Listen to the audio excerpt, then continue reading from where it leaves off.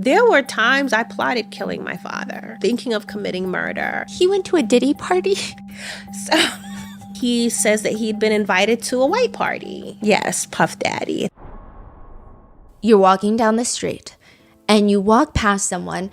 You guys kind of look alike, and it makes you do a double take. Maybe it's the eyes. Maybe it's the way that both of you guys have dimples on the right side that's significantly larger than the left side when you smile. But it could also just be you have similar styles. Maybe you do your makeup the same. Or maybe your parents look alike. It's not that big of a deal, right? Or you consider the other possibility. What are the odds that you have a half-sibling out there that you don't even know about? I hope that's not a question that keeps you up at night staring into the abyss. But if one day your dad tells you, hey, I've been cheating on your mom for the past few years, I work as a truck driver, it makes it so easy to meet people on the road, then yeah, you're probably wondering exactly how many half-siblings do I have out there? What if you accidentally run into one of them at an airport bookstore and you don't even freaking know it? There are two main ways in which this scenario could likely happen to you. One of the parents, like I said in the previous situation, has an extramarital affair. 2, maybe both of your parents or one of them were donors, sperm or egg donors. That's actually become a huge issue as of late. One sibling group discovered they would go onto these donor websites and they would input the member number, like the donor number of the sperm that was used to create them, and see how many half siblings they have out in the entire world, the universe. And some of these sibling groups would be 150 big, 150 half siblings all conceived by the same sperm donor. Wow. Just out there existing. Apparently they'll have meetups and people will get blown away because it's like 150 people who look eerily similar, just in different fonts, and it's kind of unsettling. There are other groups popping up, 50 half siblings, 25 half siblings, 30 half siblings. It's very tricky for them to find each other because it's not like they can just compare birth certificates. That would make it easier. That would at least provide some sort of tracking method for half siblings, but usually some sort of method to track your half siblings. Aziza Kabibi, however, does not really have to look that far. She already knows where every single one of her half siblings are because she has given birth to 4 of them. Aziza Kabibi's children are also her half siblings because Aziza's father is also the father of her children. Aziza's father has been essaying her since she was 8 years old, impregnating her 4 times, forcing her to give birth at home, forcing his wife, Aziza's mom, to help her give birth to his child, Aziza's half-sibling and child, and now to Aziza's mom's grandchild and also stepchild. 4 separate times. Once was in a tent on the beach hiding from the police. Another time was in a Home Depot bucket at home. And every single time, Aziza's father would force her to raise her children, his children, in the house with Aziza's other siblings, whom he was also assaulting. Aziza's mother, who starts becoming jealous of Aziza and her own daughters and her own grandchildren, and he would force them to live in this cramped space and fight for his attention until Aziza finally escapes. This is Aziza's story.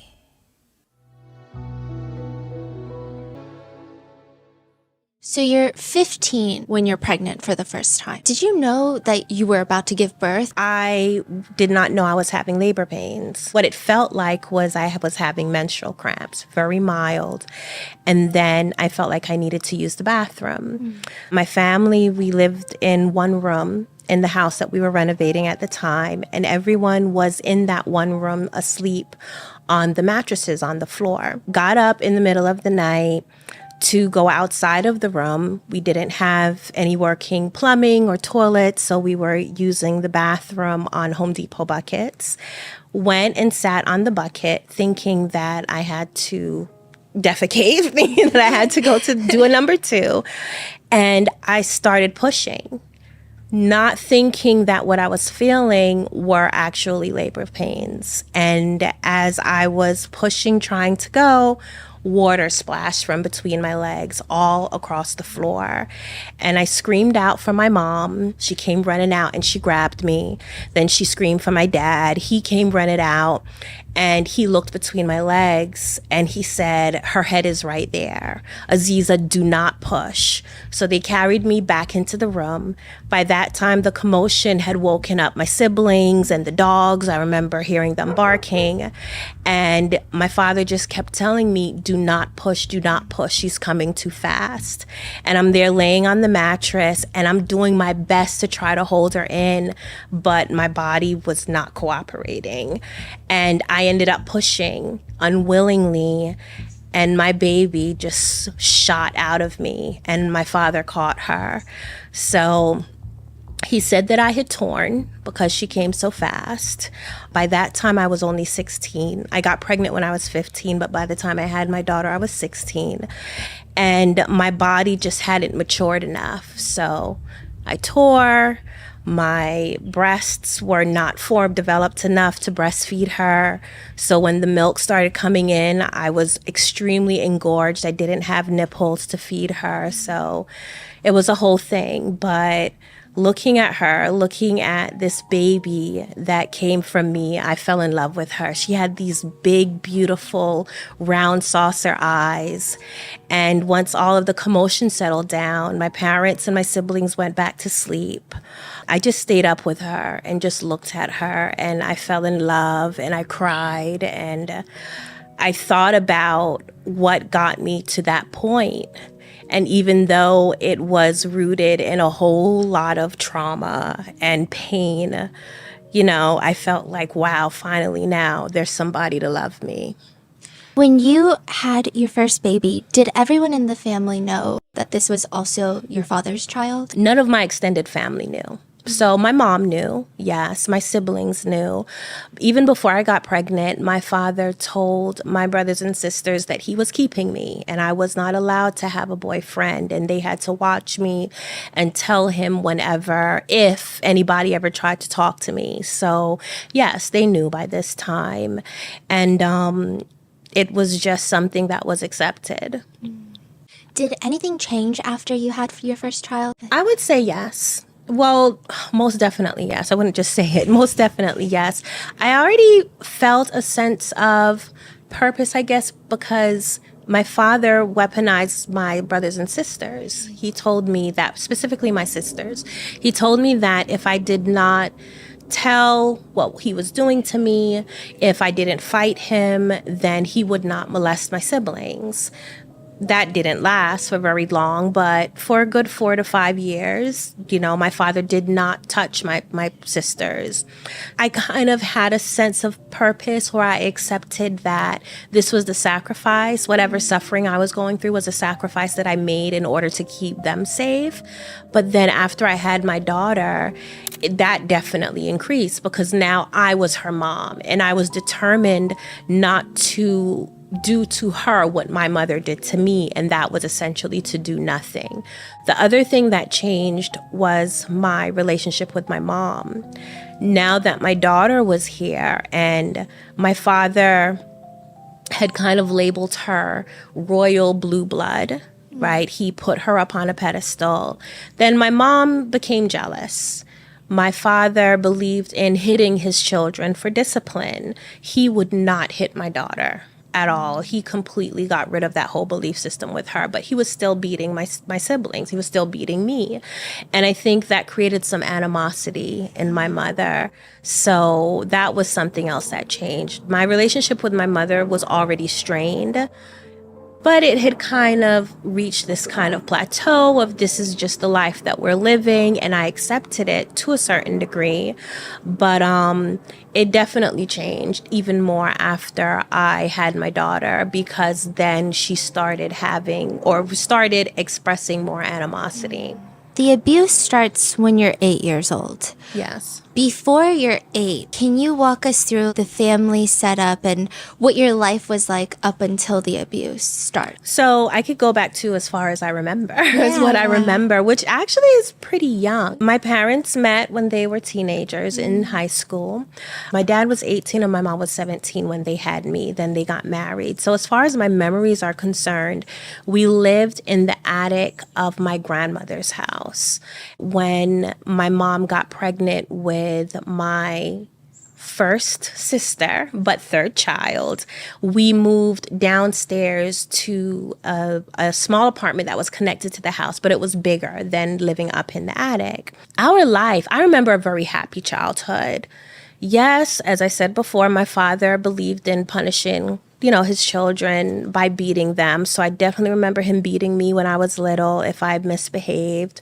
I remember that if I tried to go downstairs to see my grandmother when we lived in the attic, then he would catch me and he would whoop me then. I remember tearing up a mango tree that he was growing and he beat me then. So I remember those things. And I think because they were traumatizing even as a toddler.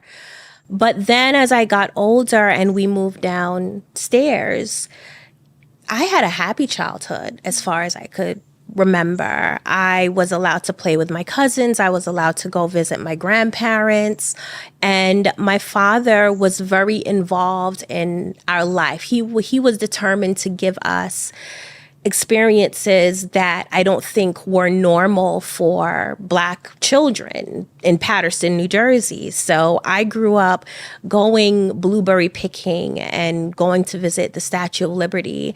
And then we were homeschooled. So my cousins, they would complain all the time about going to school and hating school, but they just thought it was so cool that we got to stay home. So all of those things, we turned out to be like the cool kids in the family and really had a lot of fun with it. The homeschooling, was it your dad homeschooling you guys? And you're the eldest. Yes. I think you mentioned like your dad would teach you and then you would teach your siblings. Yes. That is a lot to take on. It was. What was that like? It was stressful. The first child that my father delivered was his third child, but my first sister, right? Mm-hmm. There was a brother between her and I, and she was born feet first. And my father always said that she would be like a problem child because she was born feet first. And I still maintain that my arch nemesis was born into the family as my sister. Mm. So I had to teach her how to read. And she gave me the most difficult time. She challenged everything. She would try to tell on me, get in trouble. She refused to do her homework. So yeah, having that stress, being responsible for having to teach her how to read, write, do math, because it came with the threat of my father. If my sister was not at a certain level by a certain time, then I would get punished. Yes, the stress was a lot. I just accepted. I was the oldest daughter. I accepted it as my responsibility, and I just did the best that I could. Why did your dad decide to do homeschooling? Was it like he didn't think the school curriculum was good, or was it a separate reason? Was it to shelter you guys in? So what he told us was that the school curriculum wasn't good, especially for African-American people. He felt that this public school education did not suffice for his kids. And his experience, he would tell us horror stories of what he went through in school as a child, being bullied and teachers not liking him. So he kind of created this view of school that was just tough and struggle, and then it not being adequate for him, and he didn't think it was adequate for us. So that was the reason that he told us. I feel like looking back, yes, some of it was a manipulation, was a way to keep us sheltered, but that's in hindsight. During, he definitely said that essentially the public school that we had access to was not good enough to educate us. Closer to when you're 8, you're being homeschooled, you're teaching your siblings everything. You're kind of forced into this role of an adult in the family. How does the abuse start? I think it's safe to say it started with the physical abuse. Because as much as I loved my father, I was definitely afraid of him. And he was involved with us. We would play, we'd run around the house, play hide and seek. He was a very hands-on dad.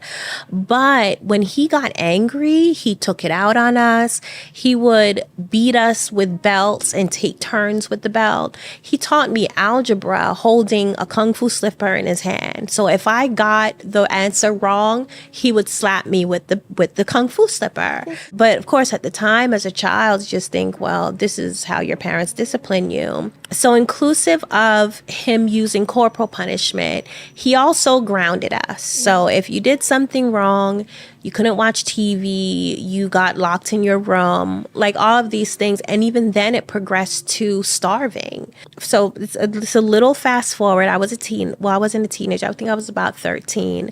When my father first bought the house in East Orange, he would take us there to do the renovations. We'd had to clean up slacks, rip down walls, do all of like the hard labor.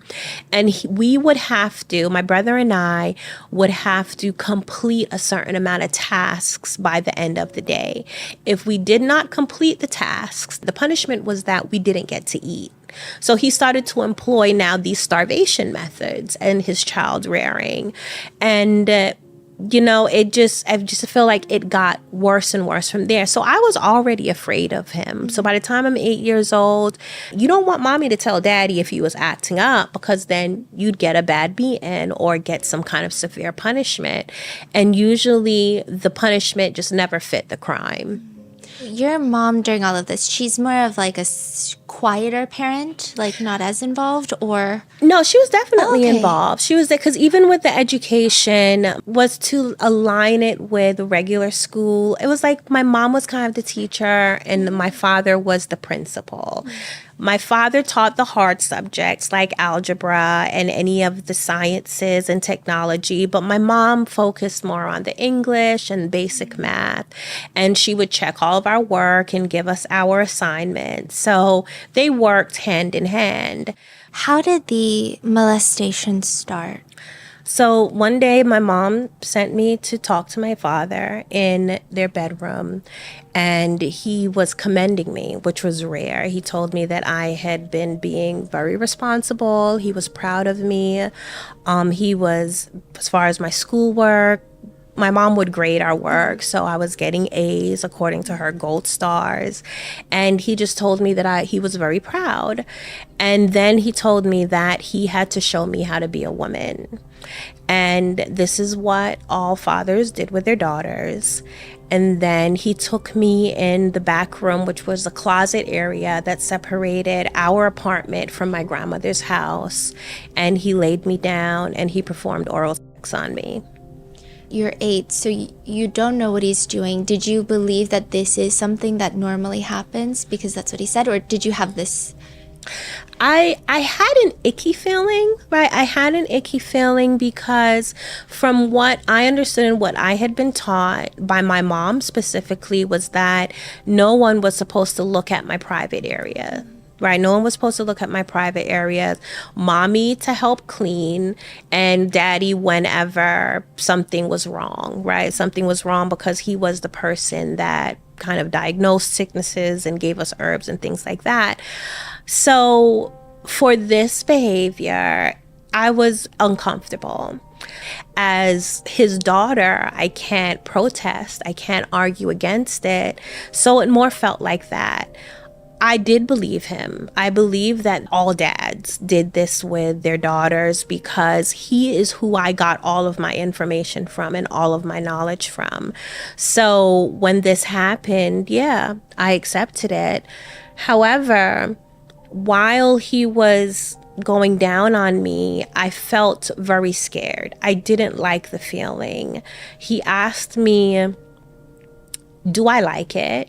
And I was afraid to tell him that I didn't like it. So what I told him was that, well, I don't want him to do it anymore. That was my way of cautiously answering him. He kept doing it anyway and then eventually stopped. So yeah, I mean, I knew I didn't like it. How frequent is the abuse initially? After that one time, he did not abuse me again for probably about a week. I thought that that would just be the only time. In my mind, I'm like, oh, okay, I guess I know how to be a woman now. And what's interesting is that my father, he limited what we watched on television. So we were only allowed to watch educational shows like Reading Rainbow, 3-to-1 Contact, PBS, essentially. And he was really into films. He was really into movies. So he would rent movies, or we'd go to the movies a lot. And anytime a adult scene or any kind of sex scene would come on, my mom would cover our eyes. And so then to then have this other activity that technically only adults are supposed to be having, here I am now, a kid participating in this activity, but I did not, against my will, of course, I was not allowed to watch it in a film. So that kind of got confusing. He molested me again about a week after the first time. And then after that, it was almost every night. Almost every night. I mean, if it's every night, did she notice at this point? Was this when she notices, or is it later? My father told her. But he had been molesting me for a while before he actually told her. So he started molesting me at 8. He told her when I was 10 years old. But by that time, he was raping me. So what he told her was that he was molesting me to help my skin condition. And though he was raping me as well, he didn't tell her that part. And she believed it. She believed it, and she accepted it. And I mean, if anything, it made it worse, which is something that happens with children who are being molested. The stress of it affects their health. I had untreated asthma.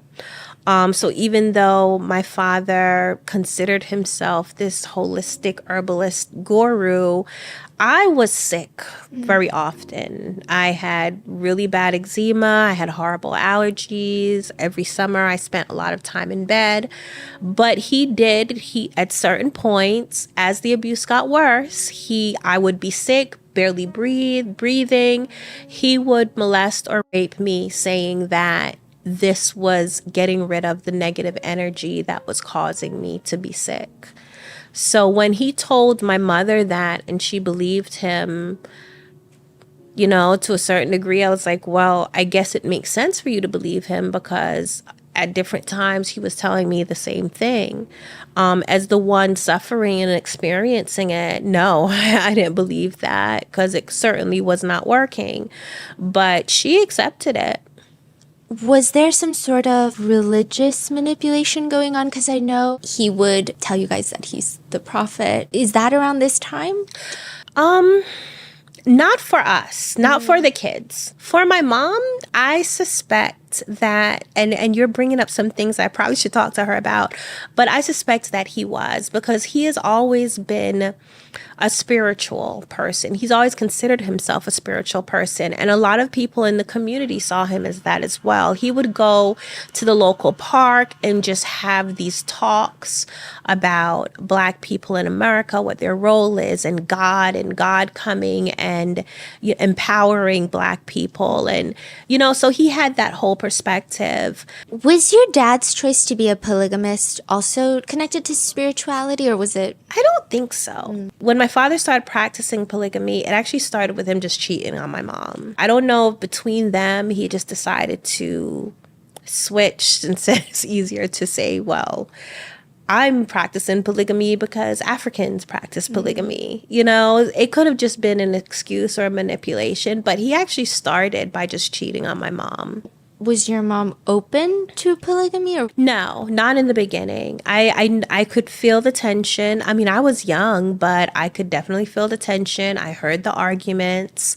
So initially she wasn't, but then she acclimated. She was in love with my father. Mm-hmm. I think that is one of the things that kept her with him for so long. She does come from a Jamaican background. My grandmother is Jamaican, and my grandmother's family is very proud. They love to keep up appearances. Like, that's really important to them. A combination with my mom being ashamed about my father cheating on her and then him loving her. I think those things mixed together then just kept her with him and made her accept what he was telling her in a lot of ways. I have a question. When you were 8, when the first time he molested you, do you think that was his first time molesting a Child? child? That's a really good question.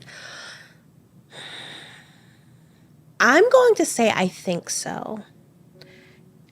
My mom ran a daycare center in my grandmother's basement, and he wasn't always involved with the children because he worked a lot. And then eventually when my mom became more successful at it and her services became more in demand, he just ended it completely. He told her, well, she could not babysit children anymore for income. And aside from my father being physically abusive to other children, I never got the feeling or witnessed him doing anything that felt weird, or I felt like it was weird. Or even by the time he started molesting me, it was such a new idea. It was just like so foreign to me. And I could understand, even as I got older, there were other things that I experienced just as a child that it was like, oh yeah, well, I kind of remember seeing when this happened with, so-and-so, one of my cousins, but this was just so out of left field. So I don't think he did, but with his mind frame, you honestly never know. You honestly never know. A lot of people often ask me, well, was he molested as a child? He's never shared that he was. He did tell me about when he lost his virginity. He seemed to be pretty open about that. And it was with someone else that was a couple of years older than him. So I really believe that this was a new thing. And he wanted your mom to stop the daycare because it was becoming too successful. So like a control thing. Yes, yes. And this happened with quite a few of her ventures. She also used to do hair. She used to do like hair extensions for women. And when she started excelling in that, then he'd shut it down. She also designed clothes and started making clothes and having fashion shows. Initially, he was fully supportive, but then as soon as she became more successful and things started taking off, he would shut it down. So every time the next step would happen, my father would shut it down. And yes, it most certainly was a form of control.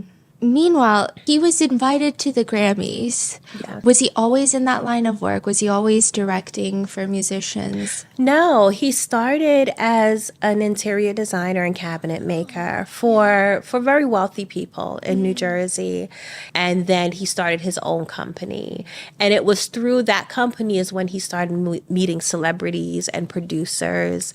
And one of the producers who had listened to his music was on the Grammy board and invited him and my mom to the Grammys. And I think after he got that little taste of being around Michael Jackson and Prince and all of these, major people, he decided to focus more on producing music. And then before you know it, people started asking him to direct stuff for them. He did one really big music video. How did that happen?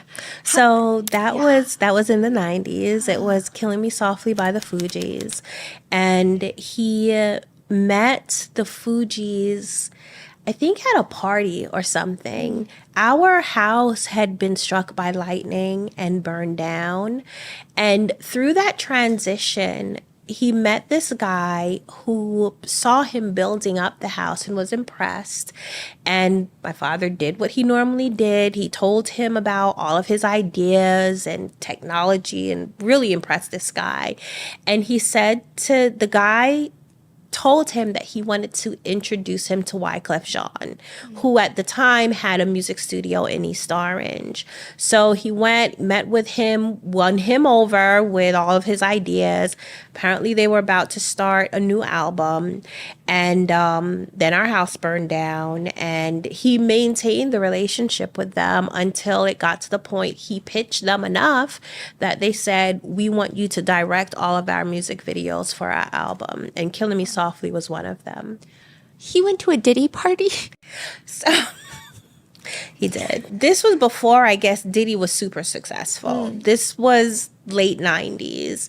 And my father had already mover and shaker within the industry. He was getting called to do different people's videos in R&B and hip hop.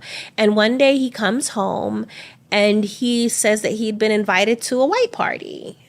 And it was, yes, Puff Daddy. I think at the time he was called Puff Daddy, right? He was invited. So it was a whole big to-do. My mom made him a new outfit. I had to do his hair. It was a whole big to-do. And he came back home and had very interesting stories. Very interesting. Nothing as severe as the crimes that Diddy's committed, but he found his people. Let's just say that. While he's out doing that, going to Diddy parties, how often are you socializing with anyone outside at this point? Not often at all. The only access that I had to people were people that my father was dating, so his girlfriends, which cycled all the time, and people that he worked with. Like I spent a lot of time around the Fugees, but it was under his eye. And the only reason why I was there because I was the caterer. So he had his production company and I did all the cooking. That's why I was then around these people. I could not do any of those things outside of my father's, my mom's, or my brother's presence. So I was always being watched. So yes, sometimes I was around people, but I was always watched by someone. By the time you're about 10, because you're still so young, do you feel like this is normal still? Or about when do you realize this is not normal? By the time I was 10, I felt like, I wouldn't say not normal, because my life and my family was my normal, right? So technically me not going to school wasn't normal, but this is what it was. So it didn't feel normal because it was hurting me. That was my measure for it not being normal. I'm 10 years old. My father was in his 20s. He's a grown man. So it hurt. It hurt. It was stressful. My father would keep me up all times of night. And I still had to get up in the morning to teach my siblings and make them breakfast and write affirmations. So I was getting like 2 hours of sleep a day, barely. So no, that was not normal. Those things were, I could not accept those things as normal because they were hurting me. By the time I was about 12, and it was after my father believed that we were vegetarian. But my father loved to eat very rich desserts, cheesecakes, chocolate cake, cookies. And he loved Junior's cheesecake. And he would buy them, but the kids weren't allowed to have them because our palate was not sophisticated enough. According to him, that was his words. Our palate was not sophisticated enough to appreciate the flavor of Junior's cheesecake. Something how I remember that verbatim. So I decided I was going to, in the middle of the night, sneak a taste of his Junior's cheesecake. And when I turned around, after scraping the side of the cheesecake, I turned around and he was standing there. He caught me. I was 11 years old. And he took me by the arm and he dragged me into our bathroom and he sodomized me. And he held my mouth and he hit me across the head and he told me, don't ever take his cheesecake again. So after that, I decided I was going to run away.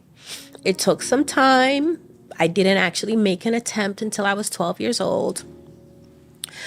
And when I packed all of my things, felt that they were distracted enough, and I was very brave. I decided to go out next door, which was the space between my parents' room and my grandmother's house, go through my grandmother's front door. And the reason why is because our front door was in the living room. So I had to put my siblings in the living room to watch TV while I go through another exit. Turns out my siblings saw me. And by the time I got to the front door, I turned around and my brother was there. And he said to me, well, Aziza, if you run away, what's going to happen to us? And I felt so selfish because I hadn't thought about it before.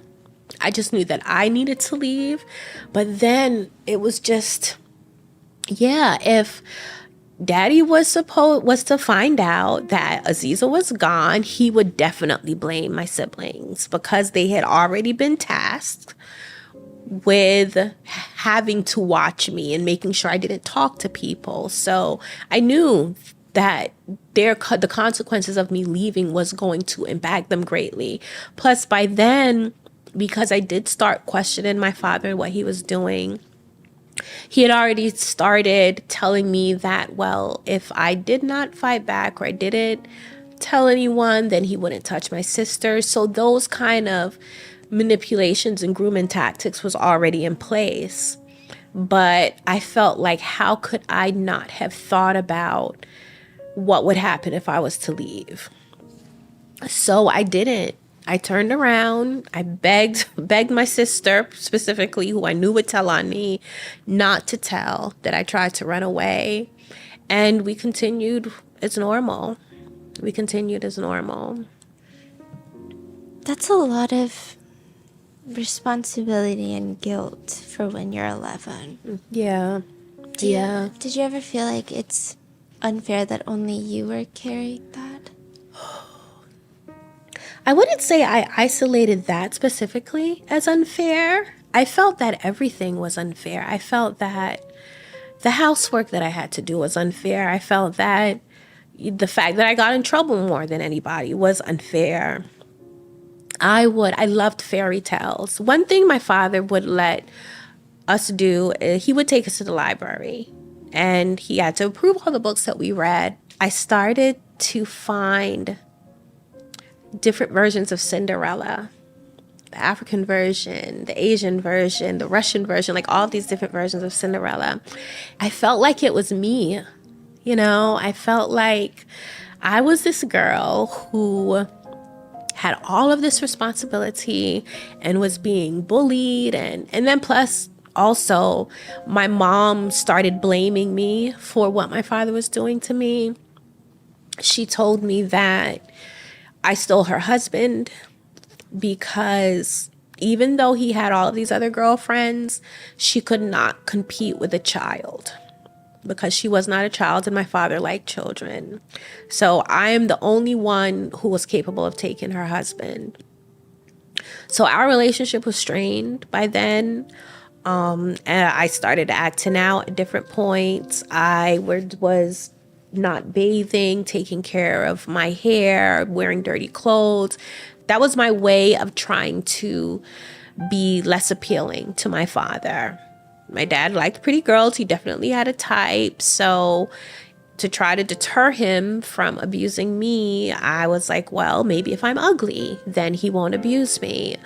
That didn't work because then I would get in trouble from my mom for not bathing or for not doing my hair. So there was always this tension and back and forth between them. And I thought it was unfair. I just thought it was unfair. I remember I asked my mom, did she only marry my father because she got pregnant with me? Because I felt like it was because I was born that all of this stuff was happening. Did your mom ever show any inkling that she was not approving of what your dad was doing? And not in like the jealousy sense, but in like, this is my child. She did one time that I witnessed. She found out that not only my father was molesting me, but one of his girlfriends was as well. And it happened to be one that she didn't like very much. So when she confronted him about it, he beat her with a belt. And that was the only time that I saw her stand up for me, so to speak. But after that, she didn't again. Do you think it has more to do with you being molested or this other woman partaking? I think it was more about the other woman, because what she said to him was, how could he let her touch me? It was because she didn't like her. So she had already accepted him touching me. But then at that point, she was like, well, how could he let her touch me? I mean, my father was abusive to her, to my mom as well. He was also abusive to this woman. So he was just an abusive person overall, even in his romantic relationships. But this was the only time that I have heard my mom like stand up for me. But it didn't go anywhere. You said there was another woman that was also abusing you. Is she also a pedophile or? My father, but he was a sexual deviant. He was a sexual deviant, and I know this from personal experience. This woman specifically had, I guess you can say, questionable sexual tastes that he encouraged. When the first time he molested me with her, she didn't do anything. She just watched. He called her into the bathroom. I was using the bathroom. He called her into the bathroom and he raped me. And he asked her, how does it look to her? And he bragged about, and I'm 10, he bragged about the fact that I could take it all. So his words, bragged about the fact that I could take it all. And she just sat there like with this smile on her face and was like, oh my gosh, it looks so good. And then I do remember her touching my shoulder at some point. And then he stopped. And then the next time I had interaction with her was the following weekend. She would come and stay the night every weekend. So then the following weekend, he got me up, brought me into the living room, and she was there as well. And she came up and she kissed me. And that was the first time I had an experience with someone of the same sex. I preferred her over him because he was rough. So as weird as that sounds, it was like, well, if you had to choose one of two evils, I preferred her because she was gentle. He was rough. He was heavy. You know, he penetrated me. So, but with her, it was soft kisses and gentle touches. They were both abuse, of course. I had no choice in the matter. Yes, the fear was still there because I'm a child with two adults doing things to me that I had no say in. But if you was to ask me, well, Aziza, which abuse would you prefer?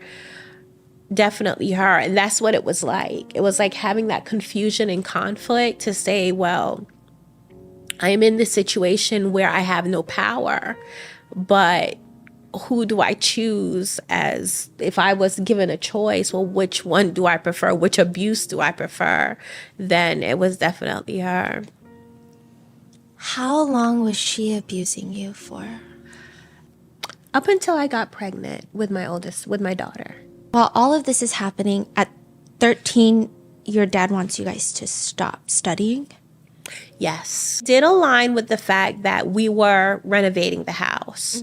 So before we moved out of Patterson, out of the apartment next to my grandmother's house, he purchased the house and we was just going there as many times during the week that he didn't have work.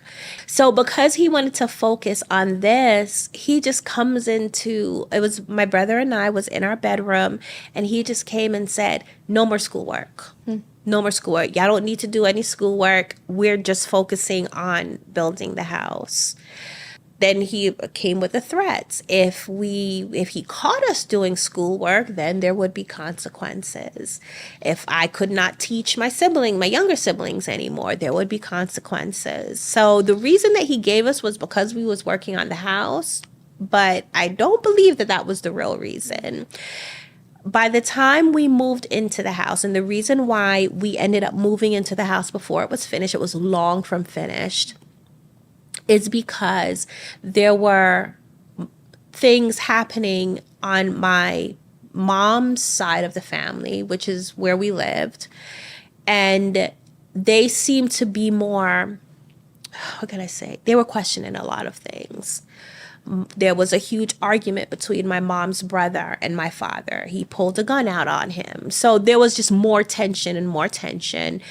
He just packed everyone up, all of our stuff, and we moved into the house in East Orange. There were, while some places didn't even have a roof, holes in the floor, there were no walls, no windows, and that's where we were, and we continued to work from there. And then you said there was 10 people total in that room. It was about 10 people by that time. So it was between 9 and 10 of us. And I say between 9 and 10 because then I had my daughter, right? So then that ended up making it 10. So yeah, it was about 9 of us. So it ended up being 11 of us because my dad's girlfriend, who he was molesting me with, she was living with her mom. But then at some point she came and moved into the house as well. And when you guys are living in that house, all of you guys are sharing one room. Is he still molesting you? Yes. Now by that time, it was everybody has to leave the room. So he could have sex with whoever, with me, my mom, whatever girlfriend, or he would just do it different places in the house. There were other, even though they weren't finished, but the house was massive. It had like 5 bedrooms, 3 or 4 bathrooms, a huge, so it was a massive house. So he would just find places. And even before we moved there were the times that he would take my brother and I only to go and work. And then he would give my brother something to do, and he would take me to the attic and rape me. And it would be freezing cold, like, because my father worked on the house. We worked on the house, didn't matter. Spring, summer, fall, winter. After he rapes you, I mean, everyone just acts like nothing happened. Yeah, pretty much. I think a lot of people, when they think of rape, they think of the violent crime of rape, right? But there are different forms, and essentially it's taking a person's right away, right, to their body. You're having sex with a person. I feel like that terminology is so mild compared to what's actually happened. But you're having sex with a person against their will. And whether that looks like molestation or intercourse or some form of forced oral sex, it's against the other person's will. So sure, my father raping me, it took time, it progressed. I was a child. He had to use different things inside of me to stretch me, and there was a whole process. Was that all rape? Yes. I didn't have a say. I didn't have to say. I had to do what he told me to do, or there was consequences. So now, yes, by the time he actually penetrated me with his penis, I didn't have a say still. So then when my mom found out, she continued on. She just continued on. She didn't witness it. So for her, it was something that was just told to her. When it was told to my siblings that my father was keeping me, they already knew what sex was, because as part of our education, he had already been molesting me. And I do believe this was his way of starting to groom my sisters. He exposed himself to all of his children, and he gave us a demonstration of what penis was, and the scrotum and the urethra, and where the sperm comes out, and the penis going, like, he gave all of that as part of our sex education, using himself.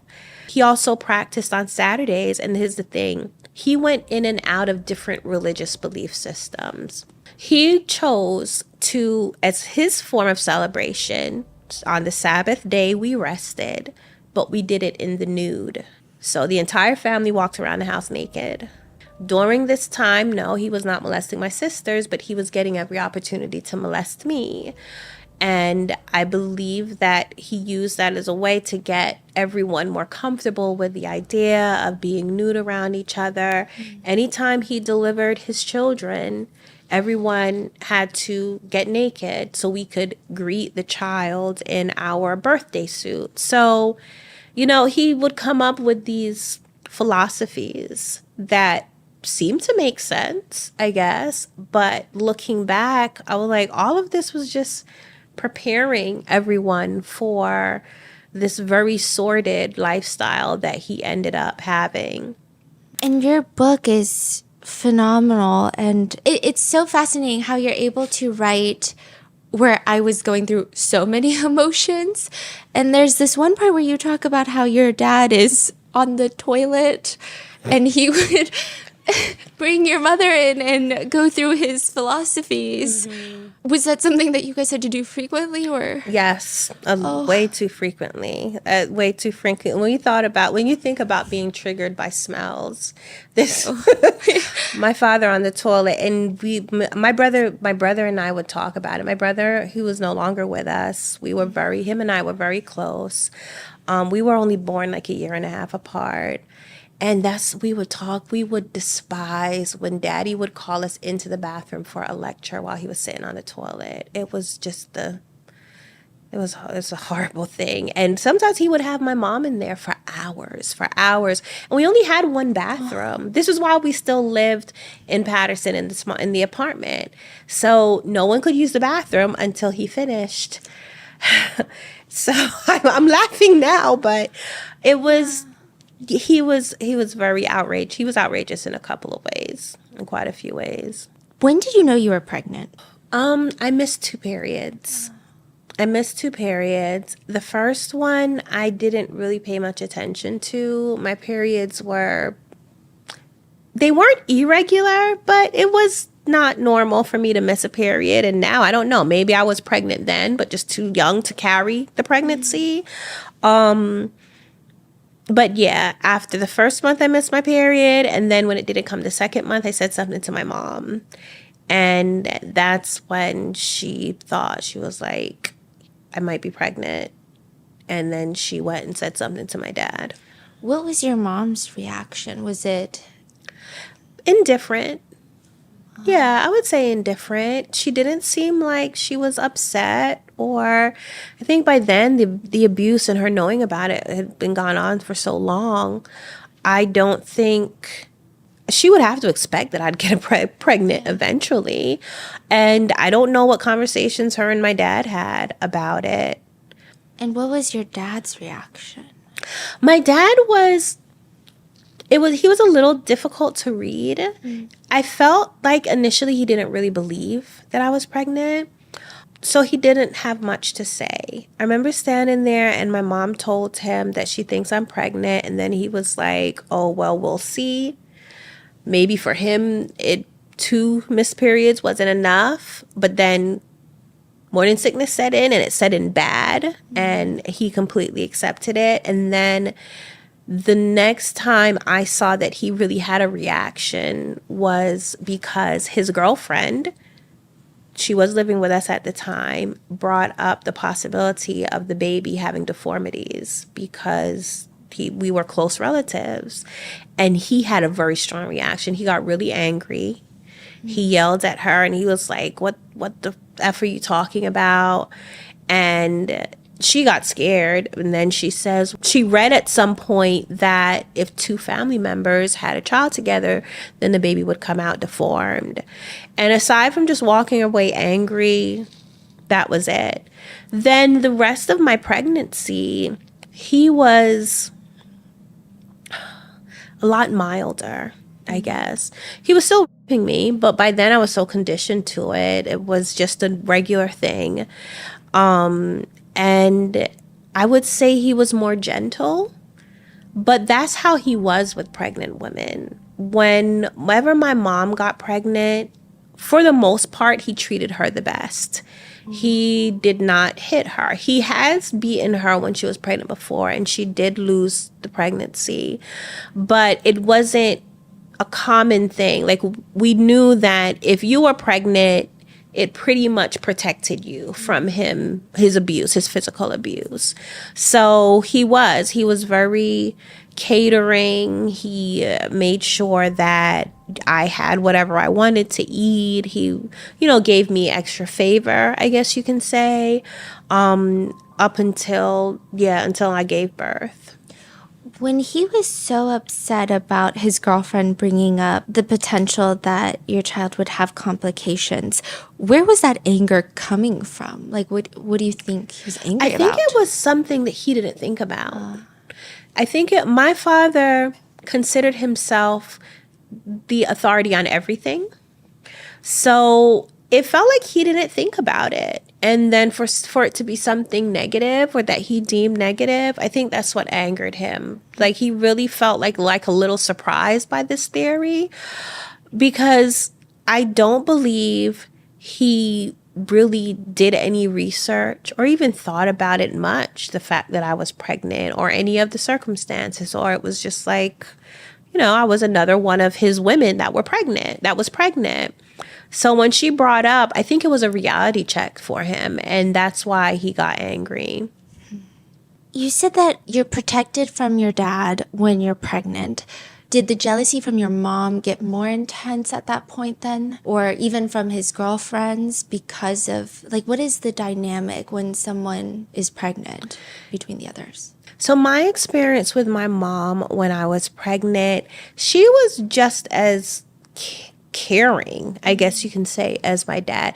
I think that she became more maternal, right? It's kind of weird, but she became kinder. I don't know if it was pity or she more took on the role as her daughter is having a child kind of thing, but I experienced the most maternal behaviors from my mom while I was pregnant with my first daughter. Our interaction was definitely like, oh, she was my sister wife. So essentially it got to the point where it was like, I didn't have a mother. I had this sister wife. And that changed when I got pregnant as far as her behavior. So, and she was very helpful during prenatal care, and I was pretty knowledgeable on it, but made sure that I ate and I took vitamins. So she was very maternal actually while I was pregnant. How many kids does he have at this point? We've counted 21 so far. Like today? Yes. Okay. Yes, 21. That includes my children. 2 of my sisters had 1 child each by him.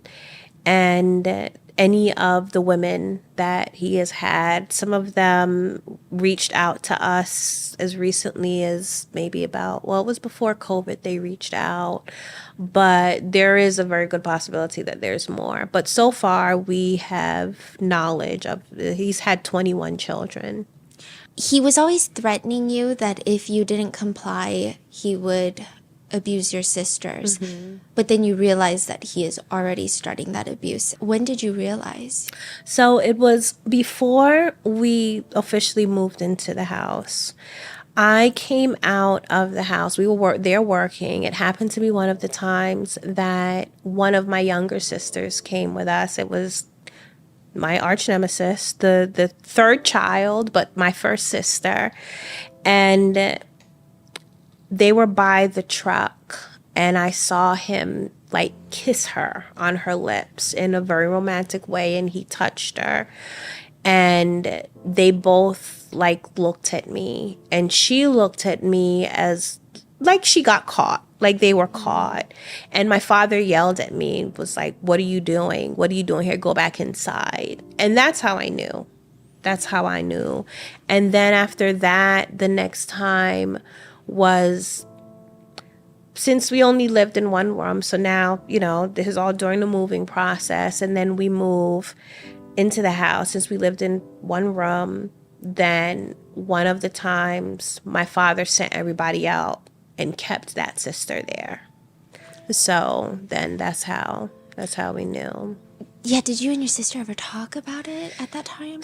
I would not at the time. Not at the time. And the relationship with that sister, that was strained because she did not understand that any attention my father was giving me was not attention that I wanted. So what she saw as me being allowed to stay up late at night, she didn't know that it was because my father was molesting or raping me at the time. So she became very jealous.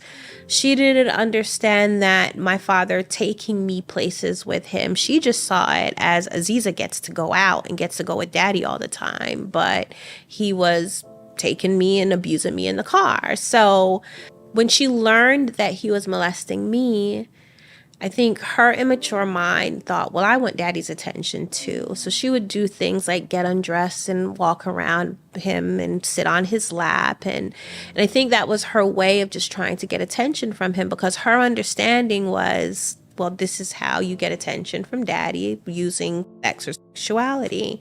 So then by the time he started abusing her, her relationship with me was more of a, now, Aziza, you're not the only special one. So there wasn't a conversation, but there were definitely arguments. And then even as we got older, there were more arguments. You know, she started blaming me for what happened to her. She started thinking, oh, well, certain things that happened was because I told my dad to do it to her. And this is because he was telling her this. When my father started molesting more of us, so then he went to the next sister and then the next sister. And he molested 5 of us in total. 4 girls that were mothered by my mother and 1 that has a different mother. And he would pit us against each other. So he would show favoritism, cause tension, tell each other that I'm only doing this to you because so-and-so told me to. And so he made sure that there was always a divide between us so that we would never get together and rise up against him. And this all happened when all of y'all were teens, Yes. right? Yes. Yeah, we were all teenagers. So you have your first child, your daughter. You guys never take her to the hospital, get a birth certificate. Right. There's no neighbors. So there were neighbors, and my father built privacy walls. So they never saw us. He also had a best friend. He did befriend an East Orange police officer. That you guys stayed with briefly, right? Right, after the house burned down. But before that happened, this police officer was impressed by the work my father was doing on the house. So that's how they started talking and they became friends. But I always found it interesting that he never questioned the fact that he had all these teenage girls that didn't have boyfriends. And then when I got pregnant, my father did limit my interaction. Like, I couldn't be around people. But if I had to be, because we were working or I had to cook then I had to wear really oversized clothes to hide the fact that I was pregnant. So this guy, I don't think he knew that I was pregnant. But then I have the baby. And then, of course, by the time we have to move in with him, he doesn't question anything.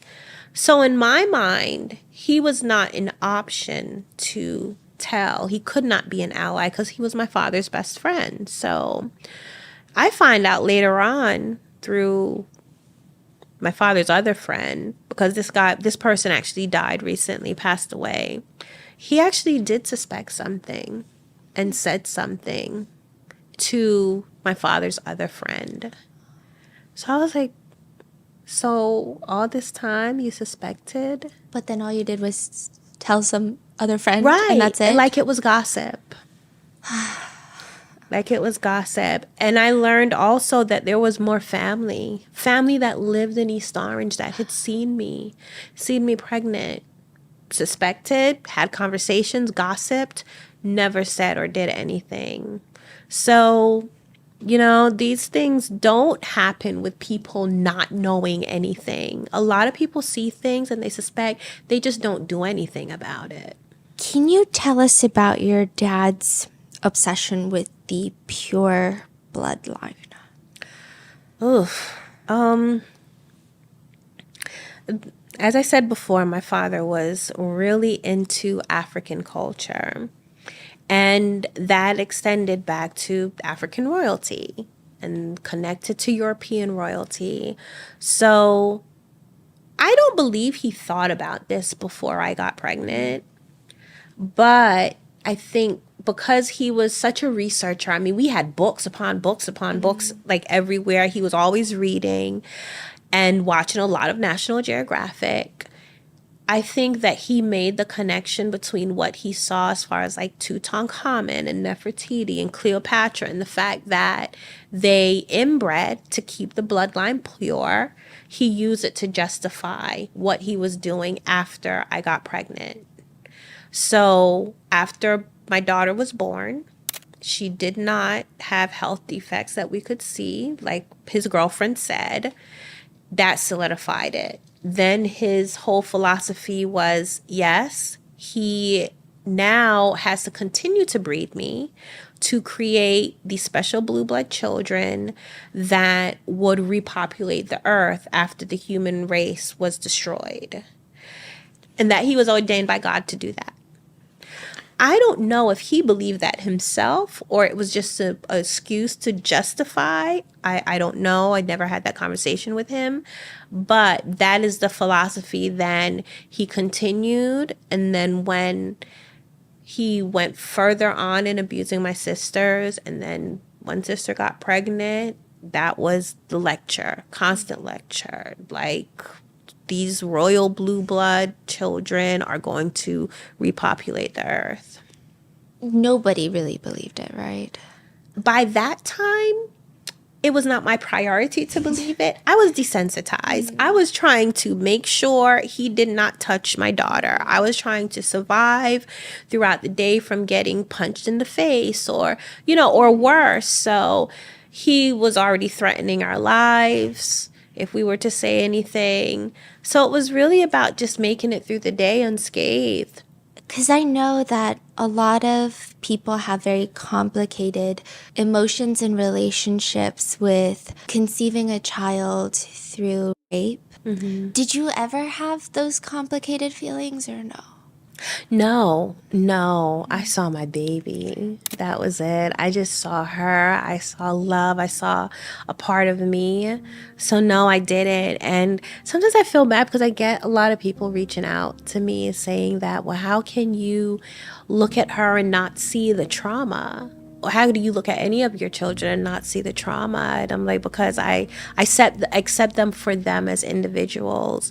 Yes, thankfully, with my first child, it was just innate. Like, my love for her as being her mom just came immediately.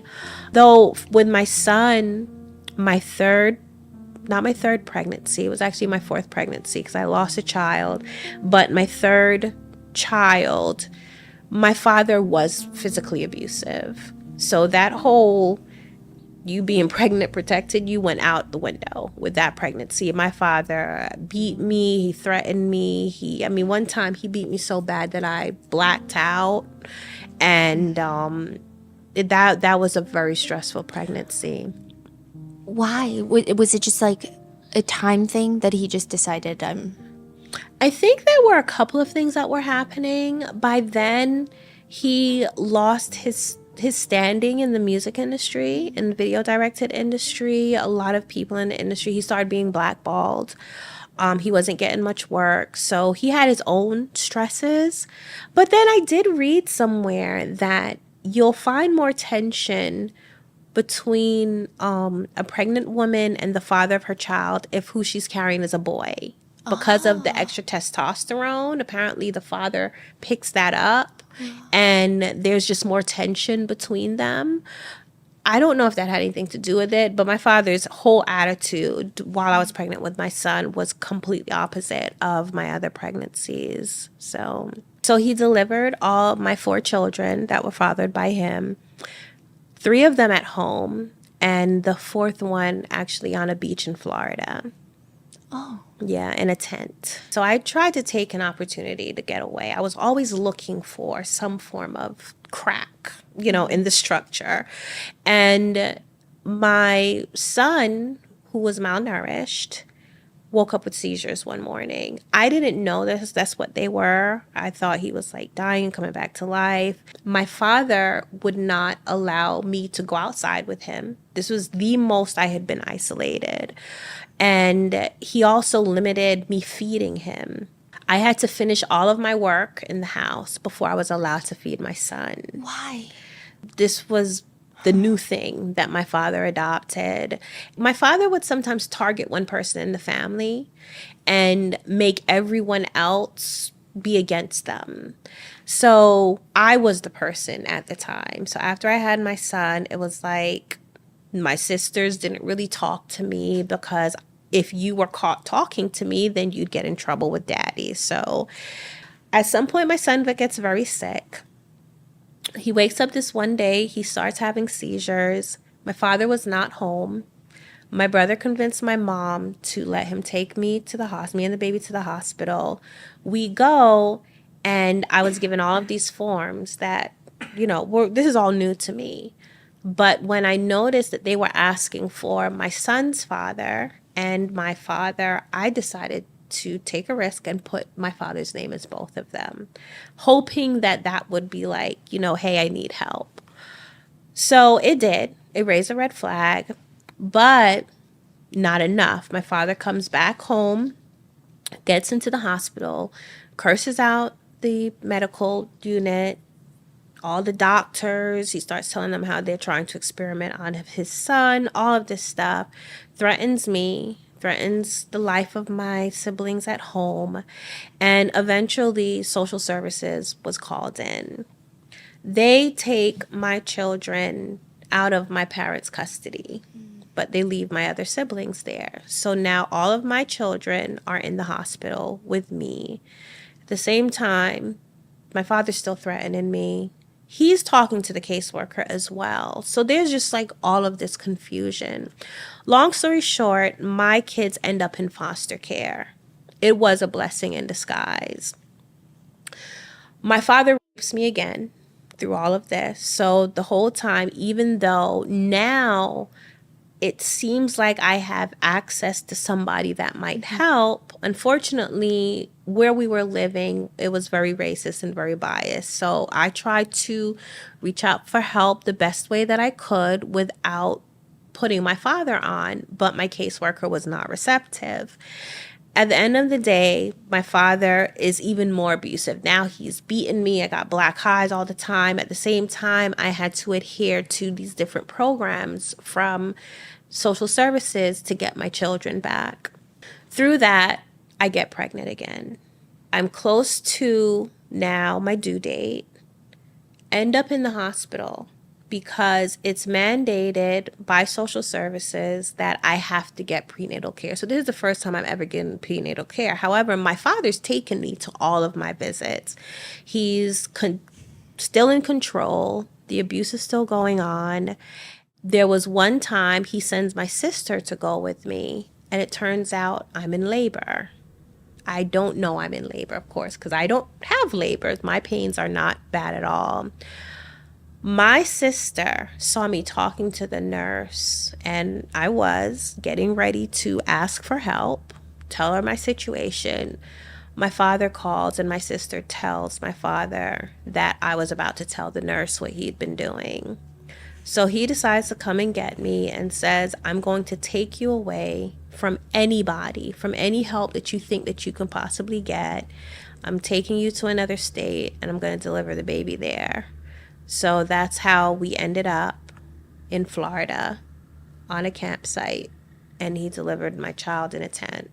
Thank God all of my births were safe. However, even though the births were safe, so 2 of my children do have inborn errors. One had PKU and spinal muscular atrophy, and the other one has PKU, phenylketonuria, which is a metabolic disorder. It's a recessive disorder where both parents have to be the carrier of the gene. So my second daughter had the condition, but of course we didn't know it. This condition is screened when you give birth in a hospital. You're given a PKU test and they check the blood to see if you have this disorder. But of course, since she wasn't screened because my father delivered her, she started showing the signs of untreated PKU. We didn't know, of course. She broke out in rashes all over her skin. She had developmental delays. She actually does have some brain damage due to it because she wasn't discovered until she was 2 years old.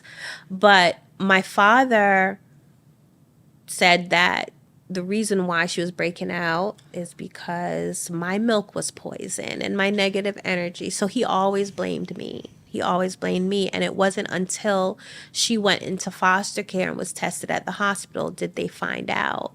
So now that when it gets to the point that my last daughter by him, she started losing milestones. So he delivered her, brought us back to Jersey, all of the threats. And by this time, there had been enough things in the family that he made good on some of his threats in the past. So the mental control was still there. I didn't feel it was safe for me to reach out to anybody for help. And eventually my youngest daughter, started losing milestones. She wasn't sitting up. She wasn't crawling at the age she should have been. And finally got her tested. All against, my father was just, of course, blaming me again. But then it turned out that she had the spinal muscular atrophy and the phenylketonuria. So my births were fine. Yes, my births were actually, thank God, safe and successful, no complications. But, my children, two of my children did have issues. I know that Coco passed. Your other daughter that has PKU, does that affect her life today? It does. She has to stay on a special diet for the rest of her life, a low protein diet. So she's primarily vegan and she has to drink a special formula. So even though she is not eating protein, she still needs some of the nutrients in protein. So the formula provides her these other nutrients. And because of the brain damage from when she was younger, she does have some other you would never know that she has them, but there are some things that she copes with, specifically emotionally. But she's an amazing young lady. She's 28. 5 pregnancies, a miscarriage, and you gave birth to 4 beautiful children. Yeah. Coco passed at 9 years. She was 9, yes. 9. Yeah. Was that very difficult? Was it? Oh my gosh. And the anniversary of her death is coming up on October 17th. Yeah. But she was a blessing in my life. She was a blessing in all of our lives because she really taught us empathy and I think an appreciation for life and our abilities, because she was disabled and she depended on everyone else to help her. I did everything I could to give her the best quality life as possible. So we drug her everywhere. We did not go to the movies without my baby. But so it was, and I wasn't even home. I had decided to have a day trip with my sisters. We went to Great Adventure. She was left home with my mom and her nurse, and I got a call that she wasn't breathing. So it was due to complications to her spinal muscular atrophy. However, I feel like I don't have closure on that because the coroner medical examiner, yes, refused to do an autopsy. They just labeled her as it was because of her condition. But I think the nurse was negligent. I think the nurse, because when I came home, her food was wasted all over the place. And I was on the phone at the time.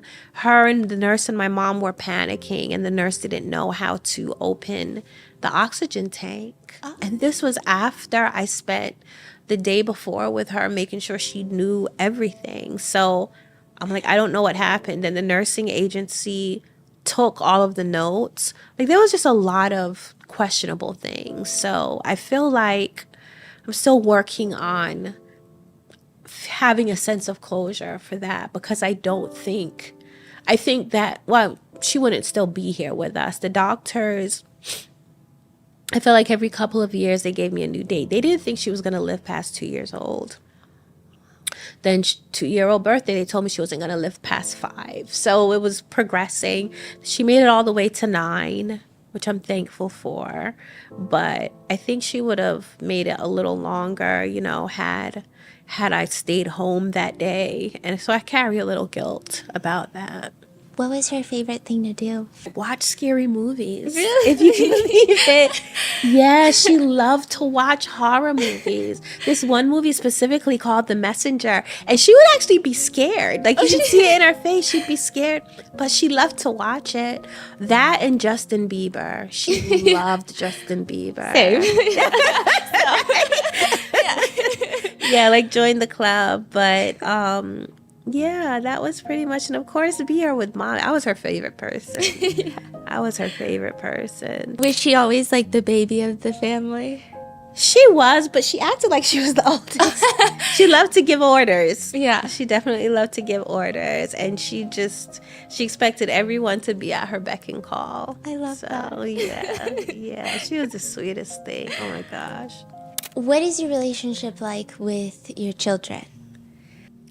Intense. Let's just say that. It's intense. It's loving, though. There's so much love between us. When we're all together, it's just so much fun. And I have taught my kids to speak open with me. So communication is a huge thing. We have family meetings. Go over what people's goals are, what are they going to achieve in the next year, week, what their plans are for certain things. So I think all of that really contributes to our relationship. And because my parents were so silencing, like, we didn't have a voice in my house. It was more like shut up and listen. So I have definitely used my parents as what not to do in raising children. So I allow my kids to, oh my gosh, sometimes even to a fault, challenge me. Like, if they disagree with something, they can, like, ask me a question about it. Sometimes it goes on and on and on and on, but like, sometimes I feel like they're just a little kid saying, but why? But why? But why? But, they're grown. Or even throughout their teenage years. But I think that has contributed to how open and how close we are as a family. And we do. We just have a lot of fun. Like, game nights are the best. Cooking is the best. Like, it's just so much fun when we all get together. Watching movies, doing things outside of the house. So they were taken to foster care, and then how did you get them back? a lot of work. A lot of work. Essentially, my kids being taken away from me was the push that I needed to then really get away from my father, because I knew I could not bring them back to our life. So my children were separated in foster care for about 1.5 years. After my case was moved from Monmouth County, which is where I had the very racist experience, to Essex County, and I got a caseworker who was compassionate, they decided to work towards reunification. And part of that was to find family to be my children's foster parents. So everything came full circle. My maternal grandmother and my aunt are who was their foster parents. So they actually ended up having their latter part of their foster care living in the house that I grew up in. It was so surreal. Yeah. And that's how I reconnected with that family as well. I was able to visit them. It took some time, but I eventually was able to visit them on the weekends. We rebonded then, and then they each came home a month apart. Through that, the whole process with social services, they have to do home visits and check to make sure that I'm taking them to their doctor's visits and things like that. So then finally, 10 days before they went up for adoption is when I got full custody back for them. I felt like that I finally did it. Now it was through all of that process is when I was able to completely liberate myself from my father. And that was because through the process of working with social services, I learned that I was being abused. I learned what abuse was. I learned what pedophilia was, domestic violence. Like, these were all ideas that I had never considered. It was just my life. So now learning about it and learning that what was happening to me was not supposed to happen started to empower me. And I began to look for more ways to get away from him. And I finally built up the courage to tell someone who he respected. And that person happened to have some kind of connection with law enforcement, ended up taking my mom to report domestic violence and got a restraining order against my father. So now that process started. I was able to get my children back. A couple of years after that, my sisters and I went and reported my father to the police. Is it a weird feeling when people reference him as your father? Like, do you prefer if people call him by his name or? No. It doesn't? Okay. And it's something that's kind of a topic that gets questioned, me specifically, because I do still refer to him as my father. I mean, I think it's your choice. Right. I just want to respect your choice. Yeah. Right, I agree, but it's intentional. It is intentional because if I called him, I've heard survivors call their abuser their, a sperm donor, or especially if it's a parent, they'll give them these other titles. But for me, especially because of the work that I do, I feel that it's important to recognize what his role was supposed to be. And he was supposed to protect me. He was supposed to take advantage of his role. So yes, I do refer to him still as my father because one, that's what he is. And two, it highlights the severity of his actions, how heinous that the things that he did was, because he was the person that not only contributed, to me being here, but he was given the responsibility of protecting me, and he completely exploited it.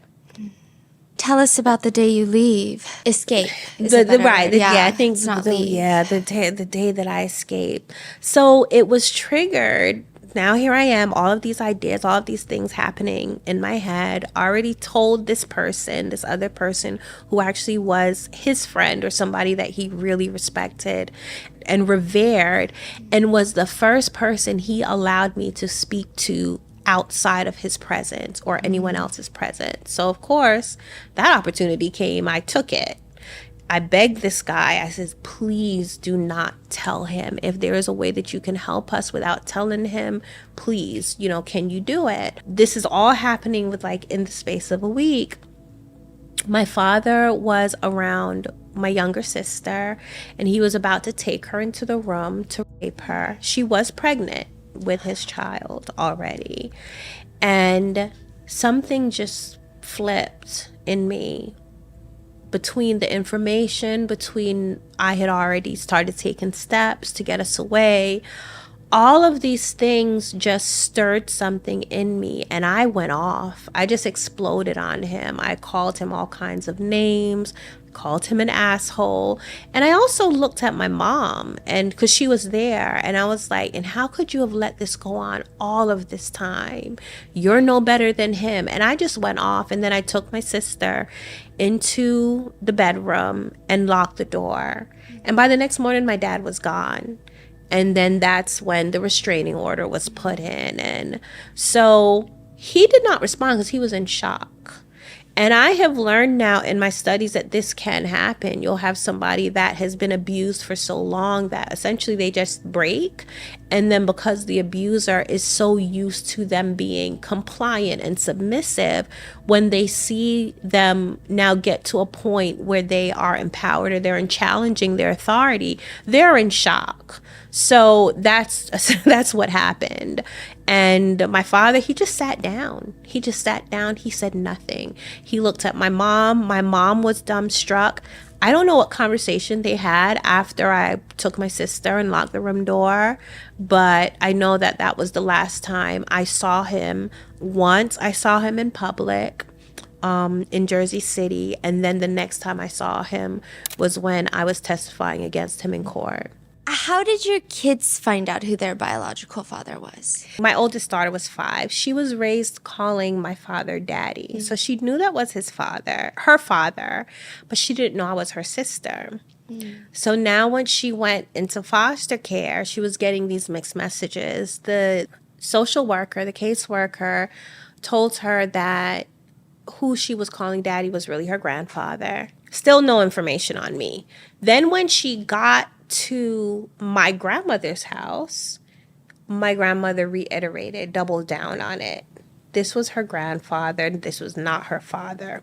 When I got her back, by the time I got her back, she was 9 years old. She kept asking me. She wanted to know the story. I didn't feel that she was mature enough to really handle. So I told her that I would tell her when she was a little older. She accepted it. She still kind of bugged me every now and then. She was like, oh, mommy, well, I suspect this and I suspect that. I'm like, I'm neither confirming nor denying. That happened when she was 13. And she came and asked me again. She was like, well, am I old enough now? And I told her. She said that she knew it. So I explained to her that the entire dynamic, yes, who she now knows as her grandfather is also her father and is also my father, and that we were sisters. And her words out of her mouth literally was, I knew it. So she had already put pieces together.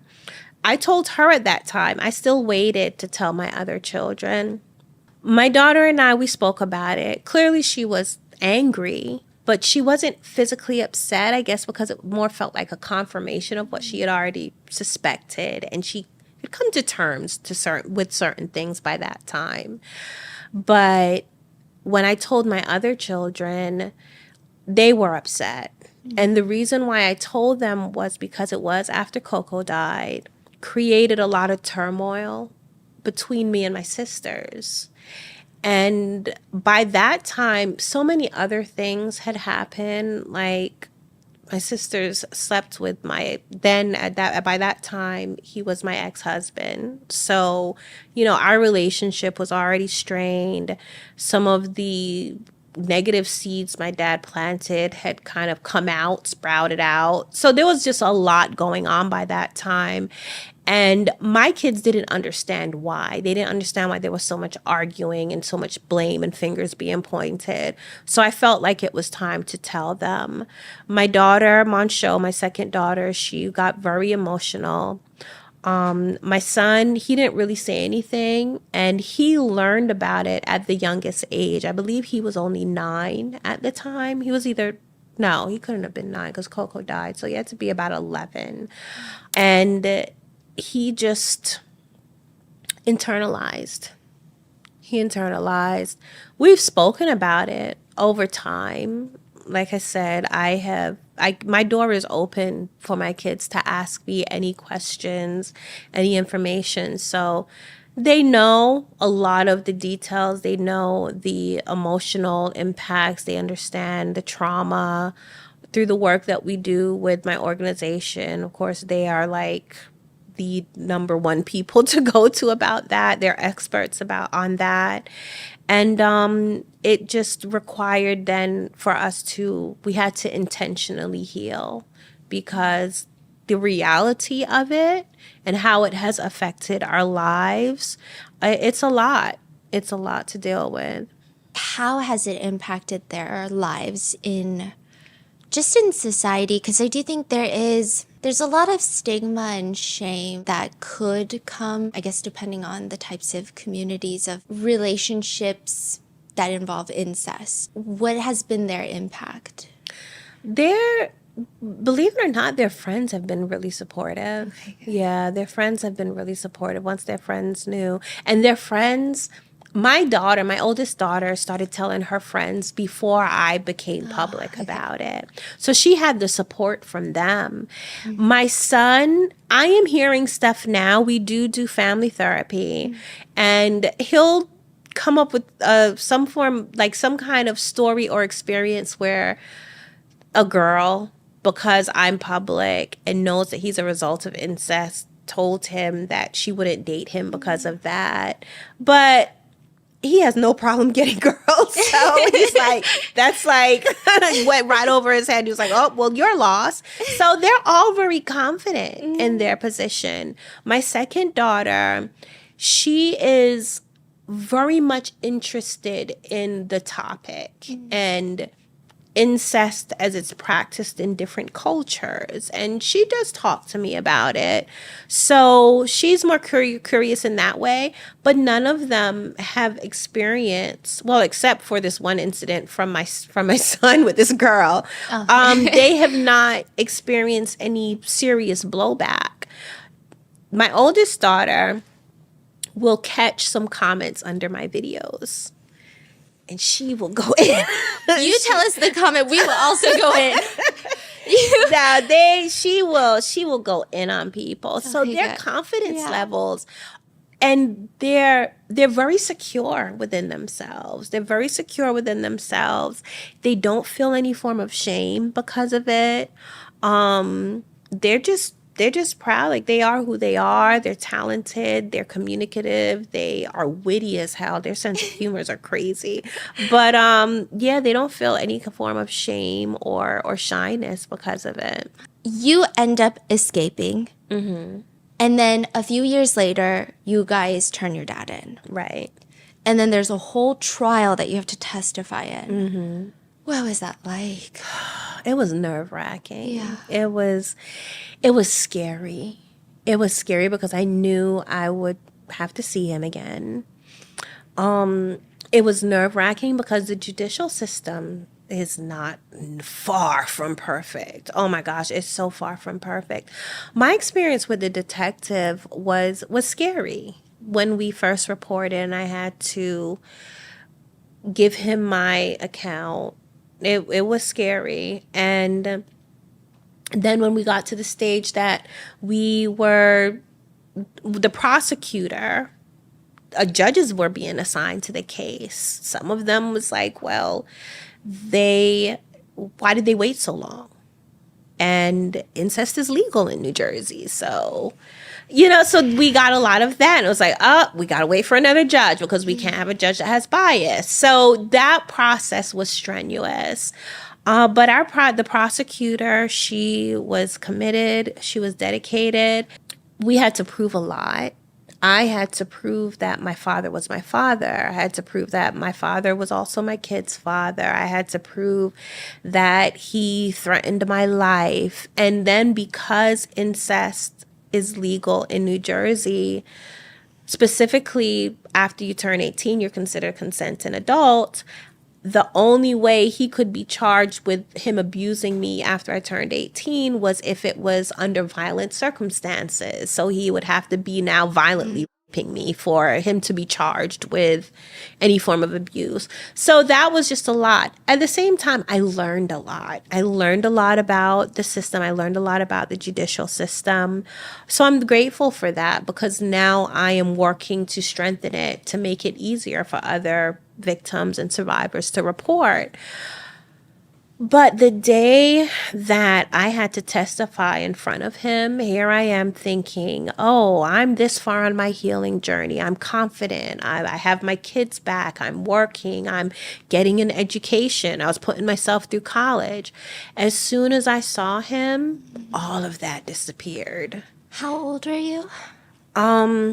By then, I had to be 35. Yeah, 34, 35. I reverted right back to the little girl. that I was afraid of him. But I collected myself, but I became very self-conscious of my body. I don't think that I had fully come to terms with the idea that what happened to me was not my fault. Me being in his presence, I started looking at myself to make sure I didn't do anything that would, trigger him or arouse him in any way. But I took audit of myself. After I did we had a preliminary testifying. It wasn't in front of a jury. It was only in front of the lawyers and the judge. So then the judge can decide which questions are allowed and what shouldn't be allowed. And after I finished, I collected myself. I was able to internalize, do a lot of introspection, and get myself ready for the actual my actual testimony. So, and even that was strained because, of course, the defense attorney has to ask questions. Oh, yeah. What is the cross-examination like? It makes you feel so invalidated because they're really trying hard to make it look like that you're either lying or you asked for it or why didn't you tell? So there were things that I was testifying that only my father knew about because he was the only person in the room other than myself, and she challenged every one of those things. Yes, he had a female defense attorney. I mean, that was strategy. Yeah. And I heard that he went through two other lawyers. They started the process once they started hearing what the charges was and started reading the reports that me and my sisters gave to the detective. They decided they couldn't continue represented him. But he did find someone that represented him. And it was really strange sometimes in court because I saw him trying to do the seductive thing that I've seen him do with other women. Like, he'd get really close and whispering in her ear and giving her little touches and stuff. And I was like, this is so creepy. Like, this is his attorney. But she did her job. Another part that was difficult was seeing some of the jury members look like they didn't believe me. That was tough. There was this one woman specifically, every time I described something, she rolled her eyes. Yeah, it was. So, I mean, but I was determined to have him be held accountable. So I powered through. The fear was there, but I did it because it needed to be done. He needed to be held accountable. So during this trial, your mom receives no charges, likely because she divorced him and was willing to testify against him? I don't think she even divorced him yet by then. It was because she was still married to him. And she waived her whatever right that is for a spouse to not testify against, for a married person to not testify against their spouse. So in exchange for her waiving that right, and she testified against him.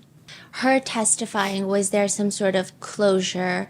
Did you feel like she was finally coming around, or did you feel like it was advantageous to her situation? Yeah, no, it was definitely advantageous for her, and I love my mom. I have to love her from afar now. I cannot be around her. She has not healed enough for us to interact.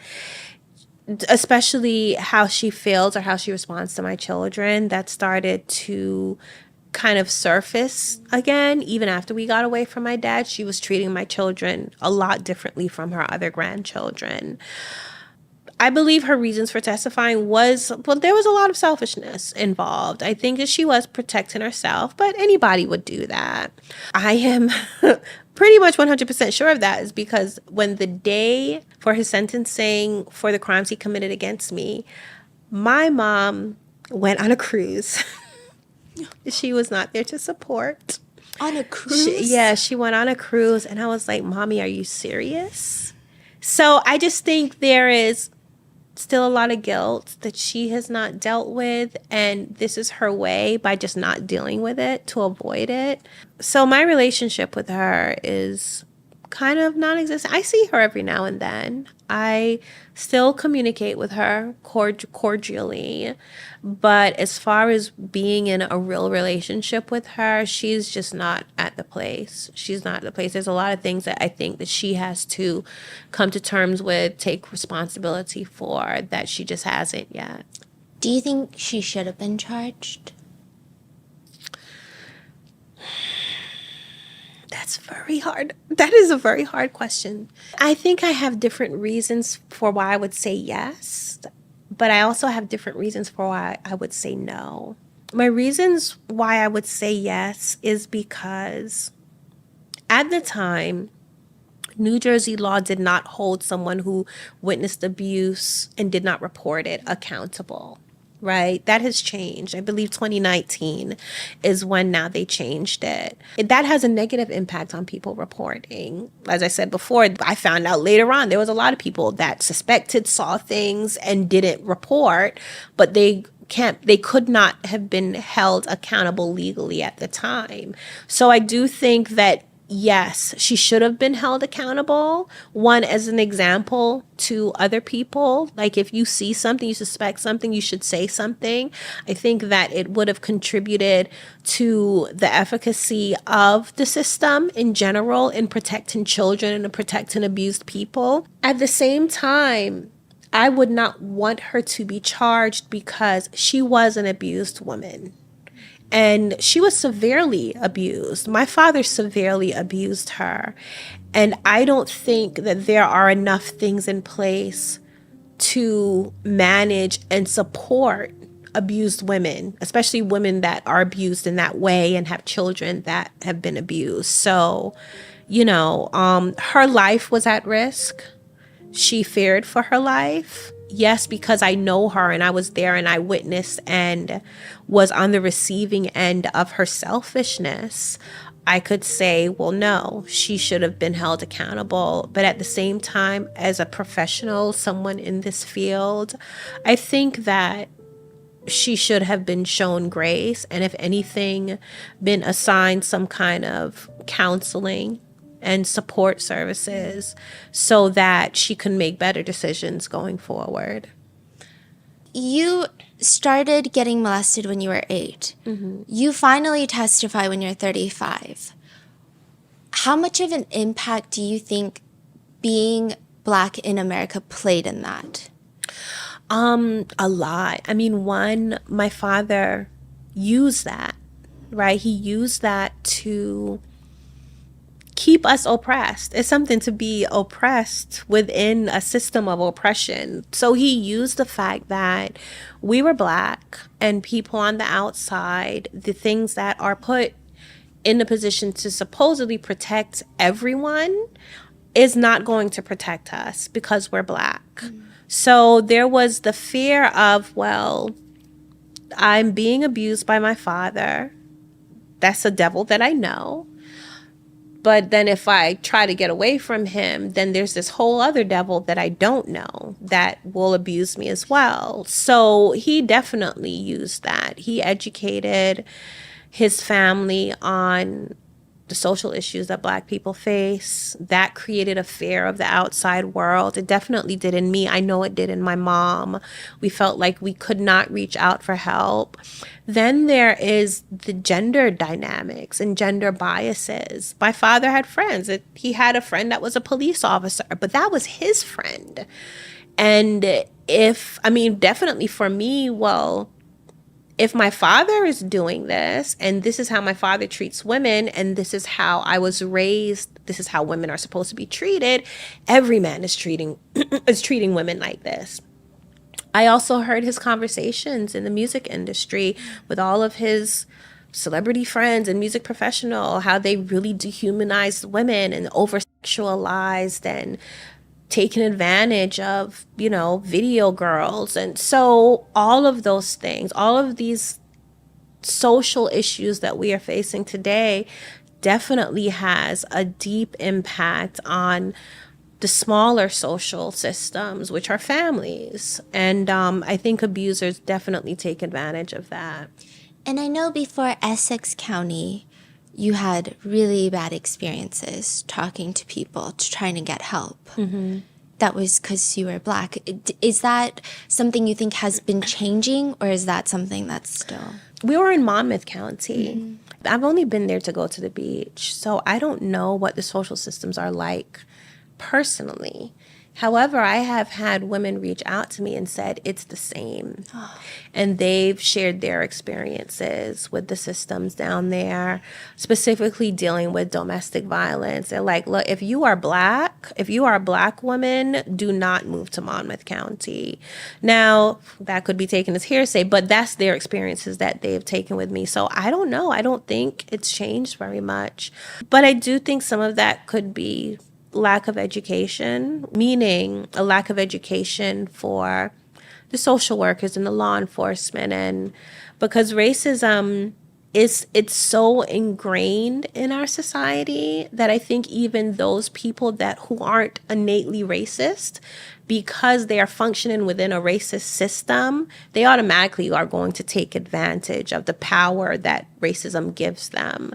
So I think a lot of those things still exist, and that could just take some education and some empathy in order for it to change.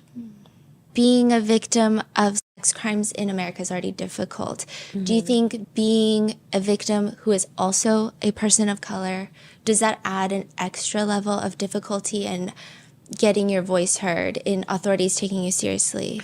Yes, definitely. And I think because it intersects with how being a person of color, how people of color are treated within the medical system and within law enforcement. So because Black women specifically, our levels we're expected to have a higher tolerance for pain. Yeah, that is...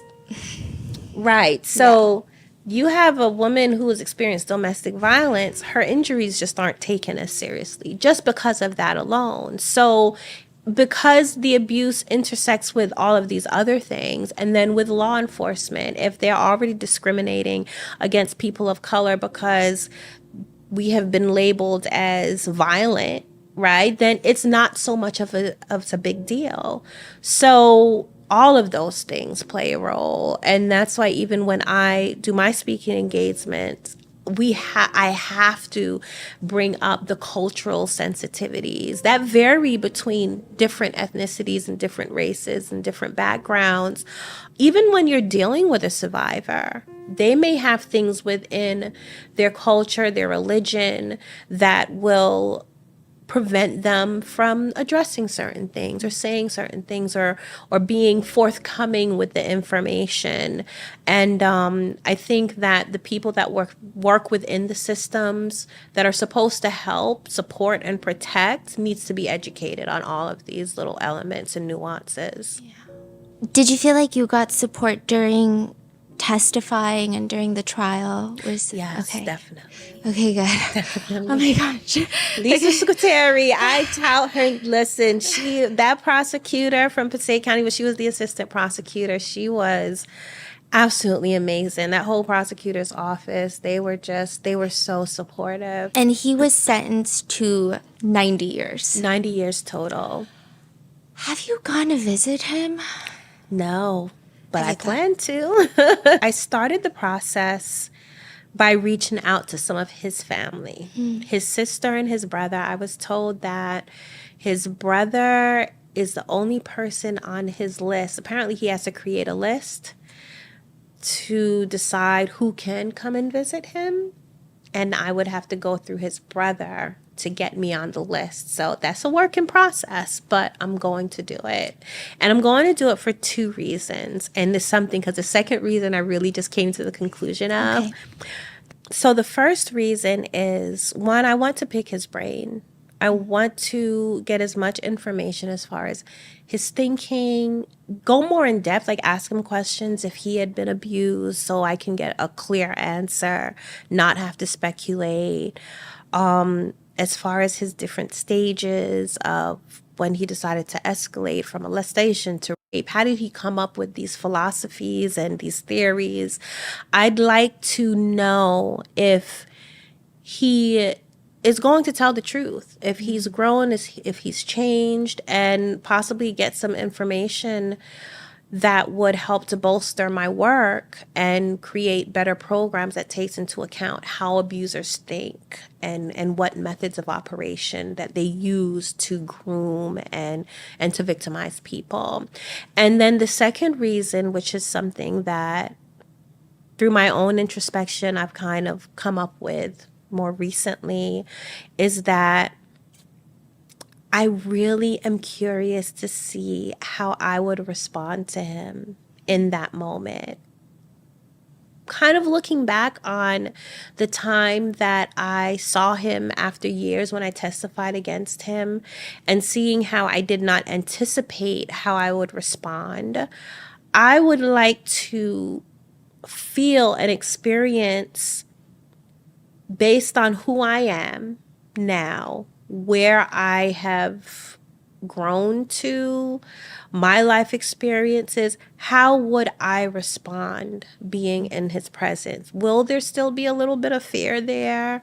Would I trust myself in the moment? Am I going to, go blank on my questions? Or can I really go see him, do what I need to do, and then move on? So that, I definitely plan to go see him. I hope he doesn't die in prison yet before I get that opportunity. Is there any part of you that's scared? Of maybe just not even scared of him, but maybe like the scared comes from the idea of being triggered back into a trauma Not that state? so much. One thing I do know for a fact is that I don't know everything. So I think I would be just more afraid, if you want to call it that, of just the unknown, of something that I didn't anticipate. I mean, even now, I don't think I have been in enough social situations to tell you for a fact that everything that I've been through would not have an impact on how I respond in that specific social situations. I know that there's still a lot of things undiscovered by me just because I've not been under those circumstances to discover it. And I think that this would be one of them. And I'm curious to see, like I've been ghosted for the first time. Oh, you Somebody ghosted me very recently and I've only heard of it. Yeah. But I was like, damn, this shit hurts. That's crazy they would ghost you. How can somebody do this to somebody? But, so it's kind of like that. It's like, I just know there are certain things, and I have such a fervor for experiences in life. But Not that not negative ones. But right, not that one. But yeah, I'm really curious on how I would respond. Like, am I as strong as I think I am, kind of thing, So that's a new reason. I have decided that I want to see my father in prison since he was sentenced, because even at his sentencing, he was still denying things. He was still denying it. He kept saying, Aziza, you know the truth. And I'm like, well, yeah, and that's why you're here. 90 years. Yeah. And I'm just like, okay, so I would like an update. What are your feelings towards your father? Well, one, I'm very disappointed in him. I don't know if that is strong enough, but he could have been so much. And I don't discount his potential, his creativity. I know I have gotten a lot of my kind of just do it perspective from him. He was successful in his craft and his business up to a point. I think his ego got the best of him and that kind of messed things up. But he was doing very good things. I am saddened that he took his life and made these decisions when he could have made different decisions and possibly helped and inspired a lot of people. So I think that's like a complete waste. Other than that, I feel like emotionally, I don't feel any attachment to him emotionally. I feel very indifferent. He's like another human, you know. That's pretty much it. That's pretty much it. I mean, no one would blame you if you had strong feelings of hatred. But it seems like you don't have that. I don't. I don't. I think hate takes up a lot of energy. One. Now I can't say that that's my conscious reason for not hating him. I did have my rage, but it was such a lot of it happened during the abuse. There were times I plotted killing my father. With a hammer, right? Yeah, once with a hammer, another time with a pillow. He was very sick. That's just how angry I was. And that's how much I wanted what he was doing to me to stop. I was literally thinking of committing murder. Even beyond that, trying to poison his food. So I think that this is the thing with long-term abuse. You go through all of those things at different stages, you know? So I experienced all that. So by the time I came to the end of it, so much of it was about my children, creating a life for them, healing myself, trying to enjoy life because I spent so much of it suffering. And any anger that I had for him just wasn't that important anymore. And that's pretty much where I've been and how it has been.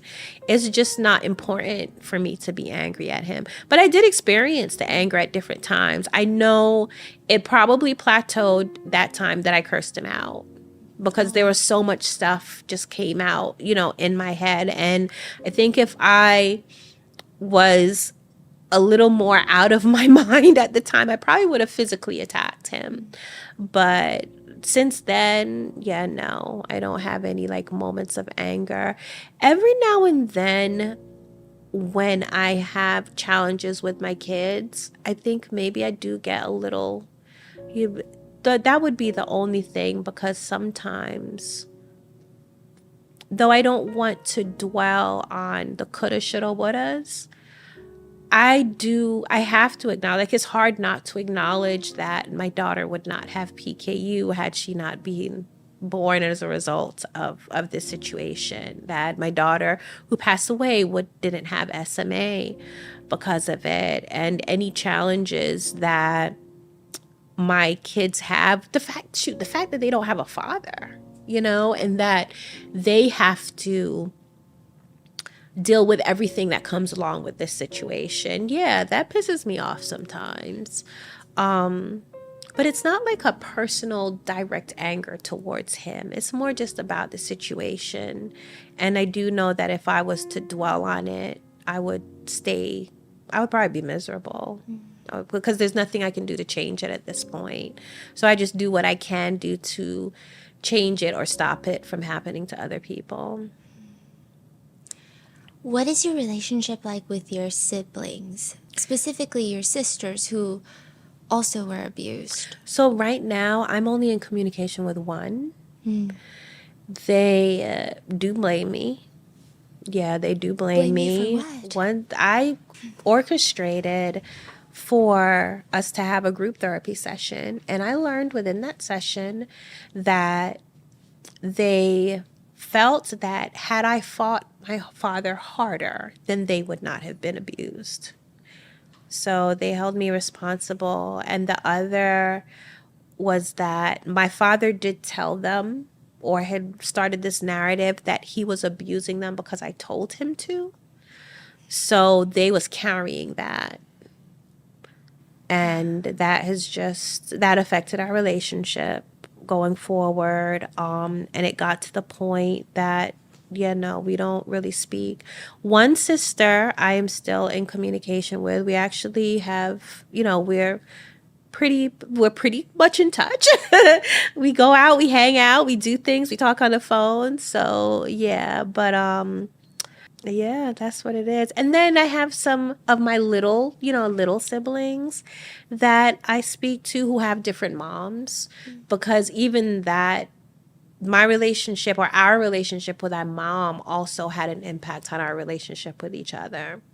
What are your kids' relationships with your sister's kids that were by your father? Because they're half siblings, but also cousins. Yes. Are they close? Do they have a relationship?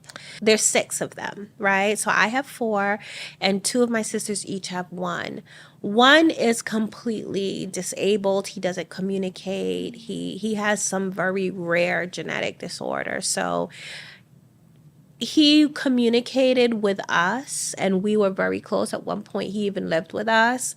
But since the communication between my sister and I, his mom, deteriorated, now we never see him. So they don't communicate. And then my niece, she is involved.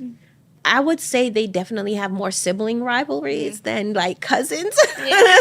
So they did, every now and then they're arguing, then they're best of friends, and they're arguing, then they're best of friends. But like she volunteers with the organization and everything, so we're cool. I know, like, there's a lot more information, but I just need one little snippet of your sister slept with your ex-husband. What? Yes. Which one? It was 2 of them. Oh. It was 2 of them. And I do chalk it up to one, we did not know what a healthy relationship was, Then there is the fact that we was raised in a polygamous lifestyle. Yes, my father was raping us and everything was done against our will, but we had been conditioned to being with the same man. That's how I rationalize it. However, there had been enough time passed, and I felt that we built up a good relationship with each other. I also had the conversation with them like, okay, guys, we can't do this. We can't do it. My man is my man. Your man is your man. We laid all of that stuff out. Then one day, my younger sister, she was actually the one that was a baby when I first started being molested. She comes to me crying, saying how I have the perfect life. Now, my husband and I, we had been together. I think I was pregnant at that time. Yeah, I was pregnant with my youngest son. She's crying how I have the perfect life and blah, blah, blah. And she wants my life and so on and so forth. My baby was 5 months old, and my husband confessed that he had been having an affair with that sister before we even got married. Started before we even got married. Then 3 years later, I found out that my other sister also had an affair with him. And the reason why it came out was because the first sister was suspecting the other sister, and they started arguing about it. And then that's why my ex-husband decided to confess. So, yeah, it was still a lot of drama. I was like, guys, can we just... There was a lot of healing that needed to be done. I understand that. That's most of why I forgave them. I'm no longer with him. I've not been with him for a while, and I definitely felt that my relationship with my sisters was more important to maintain.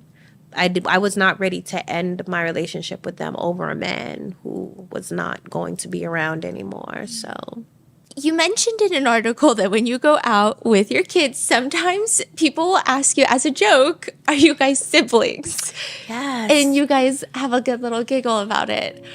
What do you guys answer? What is the response? Well, the response is no, these are my kids. Yeah. Like, this is my mom or my daughter. My daughter is usually the one that responds. At least my oldest, she usually says, no, that's my mom. But we do. We always we look at each other like, if they only knew.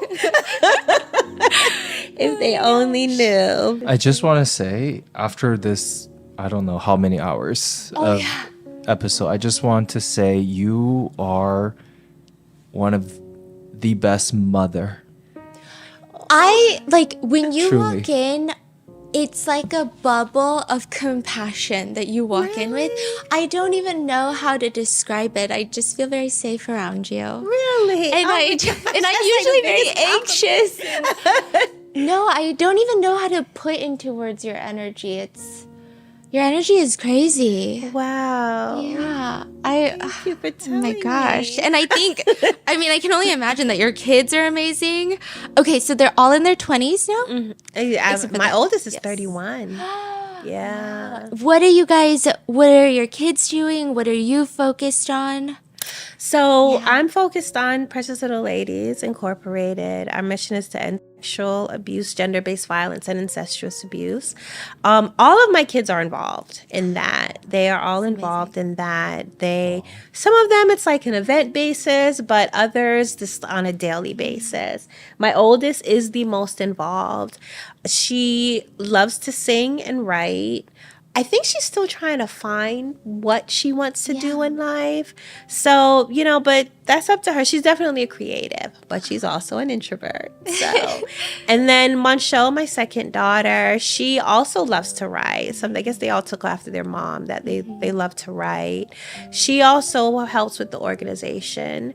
And then my son, Aloba, he is a dancer. That's Mr. ASAP Rocky number 2. Though I don't really see it. I don't see no, I don't see the resemblance. That could just be because he came from me. I don't know, but I don't see the resemblance. I see. But yeah, everybody says, and he definitely uses it. But he dances. And I'm learning that he actually has a pretty good singing voice. Sometimes him and Arish, my oldest, will have these jam sessions and he's harmonizing and stuff. But he wants to get into acting, modeling, that kind of thing. Right now, he just has, a job to pay the bills. And then my youngest, who is my son for my ex-husband, he, and it's funny, like his role in all of this, he's so kind of back and forth, but you would never know that they had different fathers because they're just siblings all the way. So there is no, you're a half sibling or anything like that. He is very active he's about to go to college actually. But everyone is just very creative. They're just very creative. And then they support me, which is a blessing. I did not go out in public with my story without speaking to them about it first. I do check-ins, with them, make sure that they're okay with this. Right now, we are working on a larger project, more like documentary-ish, and Aloba is a natural at it. He definitely loves the camera. My son, he definitely loves the camera. What else? I mean, there's a lot going on. So you wrote your first book, volume 1 and volume 2. Right. And it sold out the print copies on Amazon. Yes. Which is crazy. Yeah. And it's something that does that every now and then. It's like, and then it's on the Amazon top bestsellers list. But it's available on the Kindle version and on your website, the physical copy. Yes. So, anytime it's sold out on Amazon or not, you can just go to my website, azizakabibi.com, to get it. I also have a podcast that chronicles the journey of me writing my book, because that has its own drama. Like, one of my sisters is the one who started designing the book cover. Everybody agreed. Some people chose their pseudonyms, and then suddenly everybody was against it. So I talk about things like that through the process. I also go into depth on what testifying against my father was like. So there's that. It's called Self-Published, so you can find it anywhere. Gosh, and then Precious Little Ladies is preciouslittleladies.org. So there's a lot of information on prevention. And then Aziza's Law. So as I talked about incest being legal in New Jersey, I'm working to change that. So what is the opposition of not making it illegal? That's a very good question. Because I don't understand. Yeah. Some people believe, some legislators believe that it may infringe on certain religious belief systems. But New Jersey is only one of 2 states. 48 states, it's illegal across the board. So I'm like, what's the question? What's going on in New Jersey? Yeah. Right. That's what a lot of people ask. I have yet to find out, but so far it's been echoing that it could infringe on some religious belief systems. But I'm pushing anyway, so trying to get as many people to reach out to their legislators, and even if you don't live in the state, sign our petition on change.org. because all of that, having the public encourage legislators that this needs to be criminalized, then I hope would push them to do so. And there's so much information in your book that we didn't even cover today. You have your own YouTube channel. You have TikTok. Yes, I do. See, I go where eyes are. It's like, I knew young people who needed to hear my message and feel like they weren't alone. They were on TikTok, so I went to TikTok and. How has that been like? Do you like it? I do. Oh, I enjoy TikTok. I enjoy TikTok. It's something because people tend to compare TikTok to Instagram because they say Instagram, you have to be like rich and bougie, and then TikTok, you can go on there with your bonnet kind of thing. So, but we'll see. That's where I do my cooking live streams with my kids on TikTok. Yeah, it's fun. Yeah. And you're working on a second book? Yes, I am. I am working on, I guess you can call it a self-help book. It's more like a self-reflection. It's called The Hump. And I use my life experiences as an anecdote on different ways people can get over their hump and get as far along as on their healing journey as possible. But not just dealing with abuse. It could be any kind of life challenges, whether it be the loss of a job or the loss of a child or a loved one, just really getting over the hump to then find your happiness and thrive. Wow. That's beautiful. I would listen to a self-help book from you any day. I mean, just... And that's the thing people have been asking about Unashamed, making it an audiobook. I started recording it. And your voice is good for an audiobook. Thank you. That's Thank perfect, you. actually. So, I'm looking to get that done by the beginning of next year. Okay, poetry? Oh, yes. What's going on there? Yeah. So I am my poetry, man. So I love words. I just love words. Like you can't put a word in. I have read the covers of all of these books as we've been talking. But when I get in a really emotional state, like I'm a Virgo, so I have pretty good control over my emotions. But there are sometimes they get overwhelming, and that usually comes out in the form of poetry. I use it as an outlet. So anything from like heartbreak. I mean, of course, when Coco passed away, oh my gosh, I was writing nonstop. But a lot of challenges that I've had in relationships. Yes, I've already wrote a poem about being ghosted. But I am going to publish it as a print book, an audio book, and also an album. Oh, that's so interesting. I love that idea. Thank you. Yes. Oh my gosh. Okay, so lots of exciting things. We're going to be waiting. We're going to be asking when they're coming. So just watch out. I will let you know.